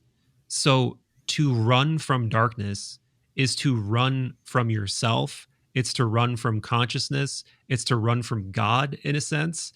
And I just had this crazy, I don't know what version of the crying it was that you're going through the versions of the crying, but it was just like it was like a beautiful crying. Yeah. But it was also a type of crying that was like realizing how much damage you've done to yourself, realizing 100%. How much you've orphaned this deeply you layer of reality, this sacred layer of reality, this perfectly natural layer of reality. And that was like a big epiphany that I try to carry with me, is like, the dark is you, the dark is beautiful. Yeah. You belong there. It's okay. And when you begin to reclaim that really brings this feeling of not being alone into a very real, tangible thing. Because I think when people think about being alone, they think about like dark isolation, whatever. Yeah. And maybe physically, if you're just stuck in the dark alone, that's not a good place to be. Like, no one wants to be out in the middle of nowhere in darkness or in solitary confinement alone. But on a deeper level, underneath the physical you are of that, you belong to that. It's perfectly natural and you're perfectly safe in there on that level. And to be able to start to, again, do practices that make you feel more at home in that kind of a primordial state is like a really beautiful healing thing. And I think, that brings that could get us into this whole lineage of practices that reach back to the ancient world through incubation, through going into the darkness and being alone in the darkness until other layers of consciousness begin to present themselves. And then miraculous things can happen in the dark too. Like things can 100%. heal. You can have ESP type experiences. You can have out of body experiences. You can have all kinds of things happen. And that is definitely, Yeah. Go ahead. I so deeply want to be a part of a future where it becomes standard practice for Westerners to have a darkness retreat, for like a week to really connect to a couple of things. One, that when you go into a darkness retreat, if you're equipped with the capacity to meditate, like the formal way where you can like metacognitively track when you get lost in thought. But also if you have a basic understanding of dream work and then a basic understanding of how trauma heals, that if you are put into the darkness, within 2 days, you're going to make contact with the fact that you have a thing in you that dreams for you. And it's like once I connected to that in my early 20s, it completely healed my belief that I was alone, because we all have a sacred, incredibly powerful ally that is specifically attempting to help us grow in wisdom, and that it loves us so much that it creates masterpieces of art for us each night. Wow. But then the next part is that if you actually stay in the darkness long enough, you then have the waking dream that starts to happen, where after like the 4th day, you start to see viscerally, completely sober, that there is this force in you that starts to wake up that produces dreams, but you're awake. And it's like, once you taste that for the first time, I think it changes everything about how we relate to ourselves, cosmologically. But then the next point is that once you start to have an active relationship with that visionary space, it starts to heal your traumas. You will have traumas healed if you have an understanding of how trauma works and you link that with dream work and you're in the darkness. Like, that will happen. And it feels like, what would our culture look like if it was just a part of becoming an adult that you would do something like a darkness retreat? Because what makes it so beautiful is that you're not adding anything. You're simply fasting from the cultural programming that has just saturated everything. Right. Yeah, the cultural programming and the sensory programming. Yeah. That gets us so deep into a certain way of perceiving the world that we're like, that's what it is. But meanwhile, naive realism is a practically taboo notion of reality. Like cognitive scientists, philosophers, basically everybody agrees that naive realism, i.e., we are directly seeing reality, experiencing reality with our senses. Almost no one thinks that. Yet it seems so obvious that, this is the world, this is how it really is. Yeah. But you do any investigation, even if you query your own, deep and I think this is the nebulous thing that leads to people believing so easily in some version of simulation theory, is because I think we innately have a sense that we know that there's more behind the perception. And For sure. I am, though I'm not on board with like the Nick Bostrom simulation theory, I am on board with that kind of simulation theory, that this physical reality is some kind of illusion or manifestation of some deeper truth, and we simply experience it this way because we have to, you know, a la Don Hoffman. And if you can get into these states that are deeply cut off, like deeply disassociated from your body, from sensory input, I was also mentioning to you, my favorite phrase I've come across recently for this is quote unquote consciousness itself. Yeah. And this is what the classicist Peter Kingsley calls it in his book. I think it's called In the Dark Places of Wisdom. But this idea that when you really cut yourself off from sensory input and you go into these deeply remote, isolated states, you don't dream, you wake up in another sense. Like you wake up in a more primordial soul sense to consciousness itself, to like the underlying tapestry of consciousness that reality really is. And you got to be careful saying this because it sounds like you could go completely delulu taking this to its logical conclusion. But I do think that in a sense it's true that there is a more basic layer of reality underneath physical reality that you can gain access to through disassociating physically, through cutting yourself off physically.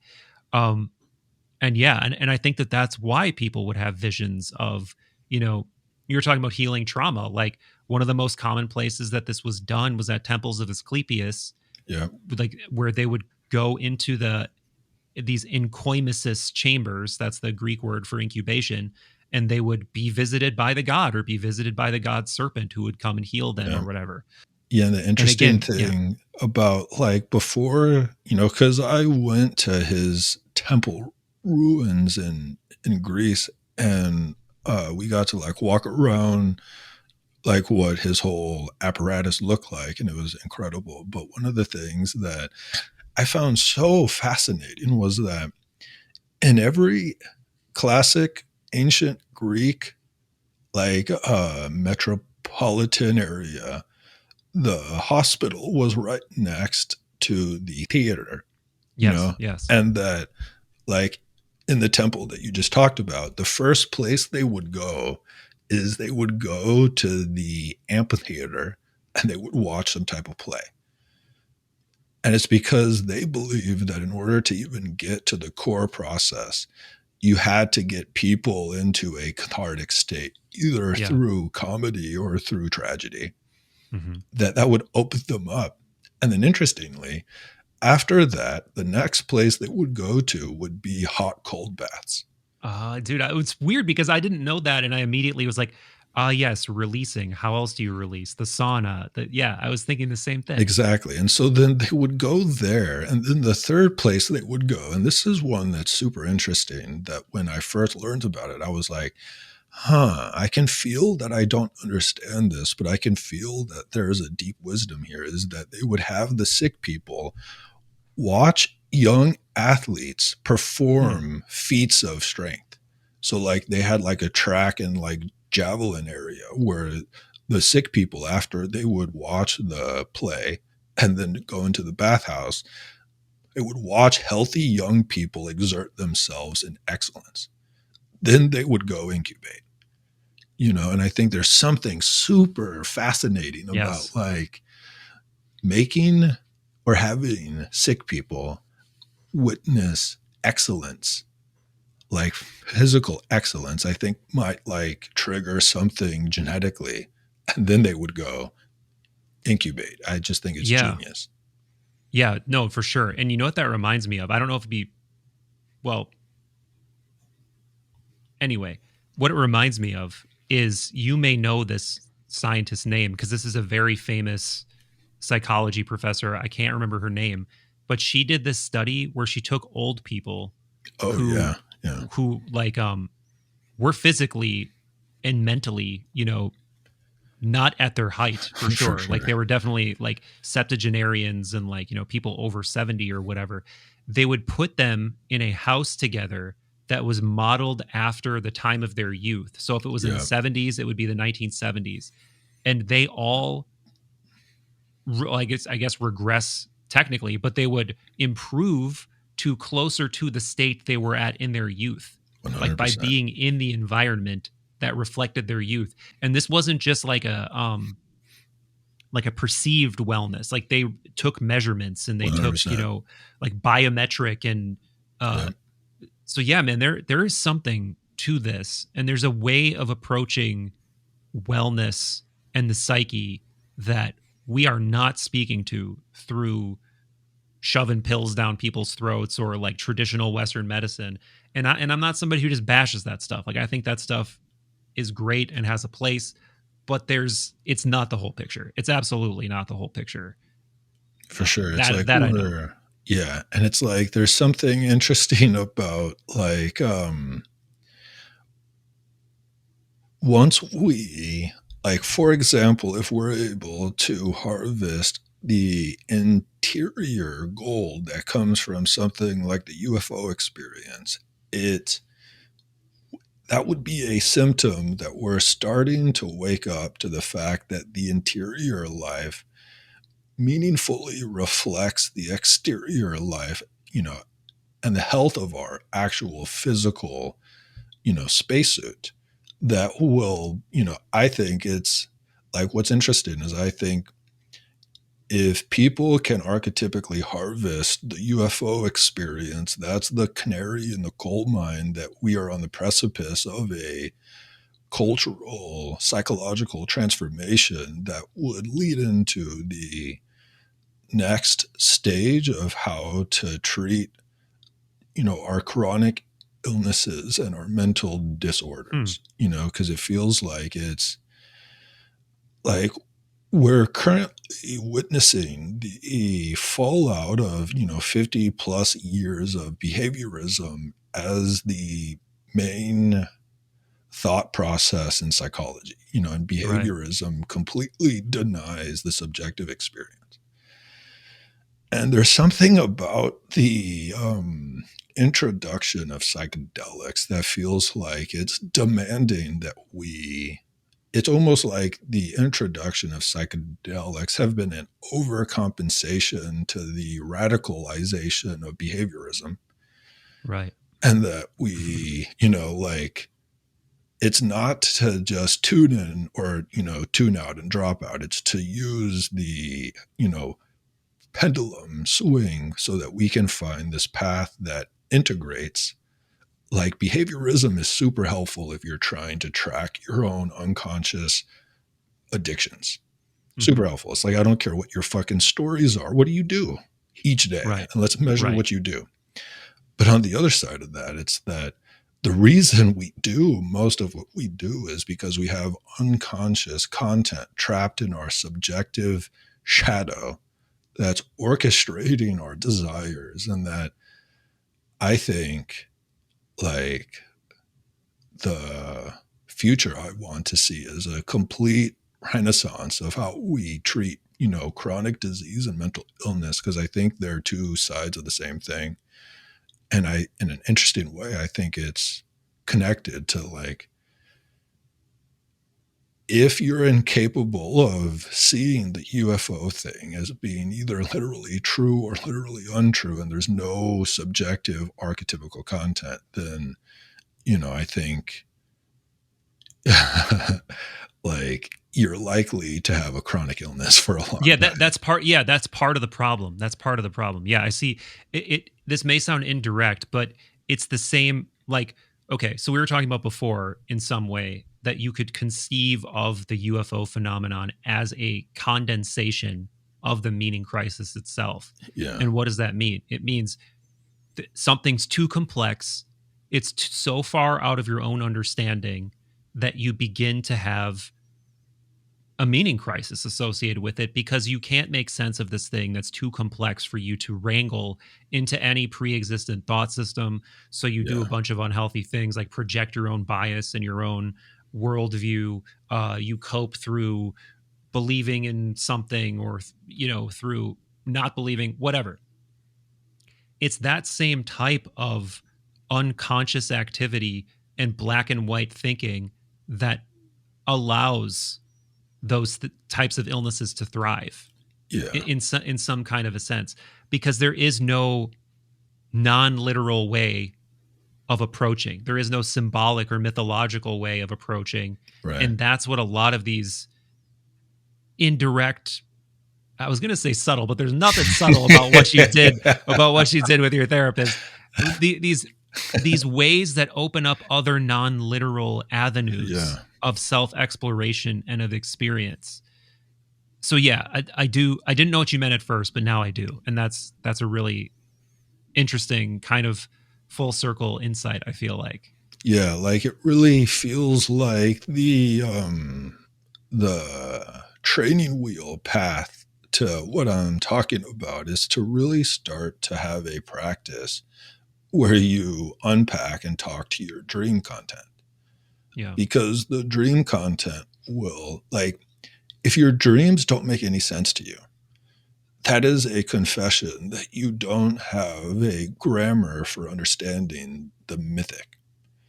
But once your dreams start to make sense to you, and what I mean by make sense is, like, the key code to dream content is that your dreams are trying to point out to you your current most relevant blind spots that your ego has in your waking life.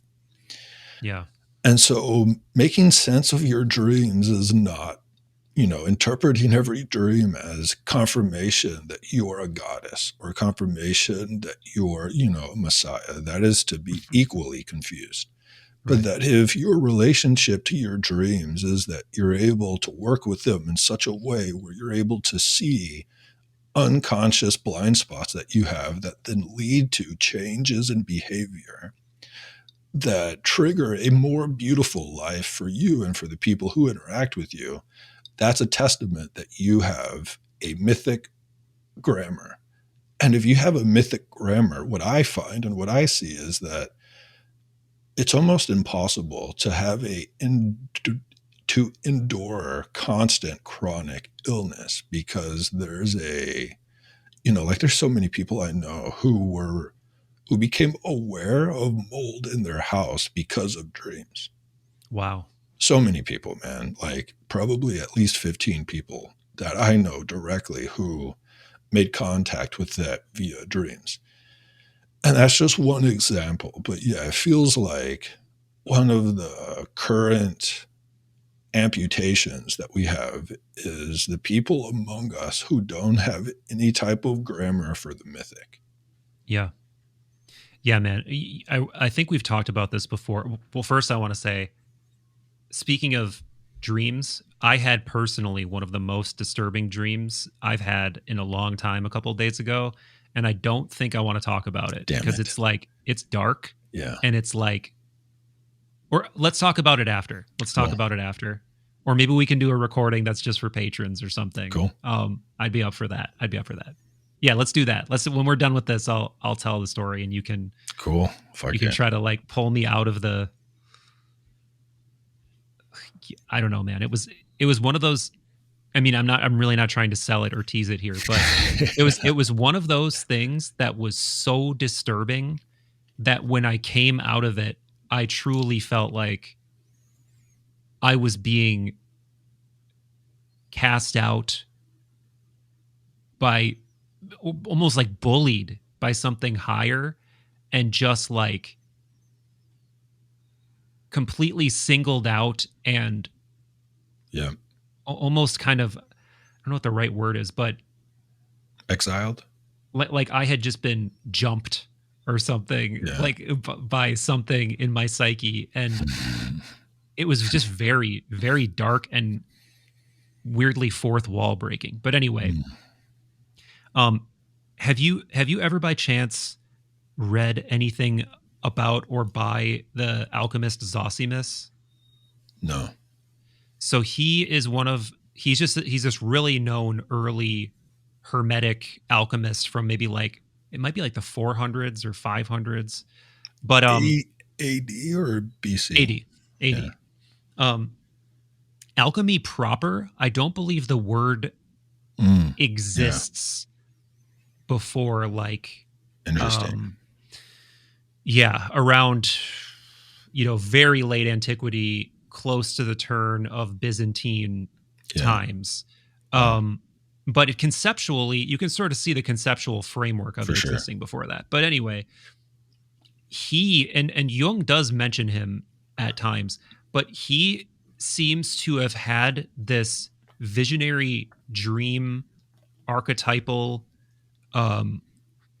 fluency that he readily would like nap, have an archetypal vision, and wake up and understood immediately how to translate the archetypal vision into his practical like alchemy work. Cool.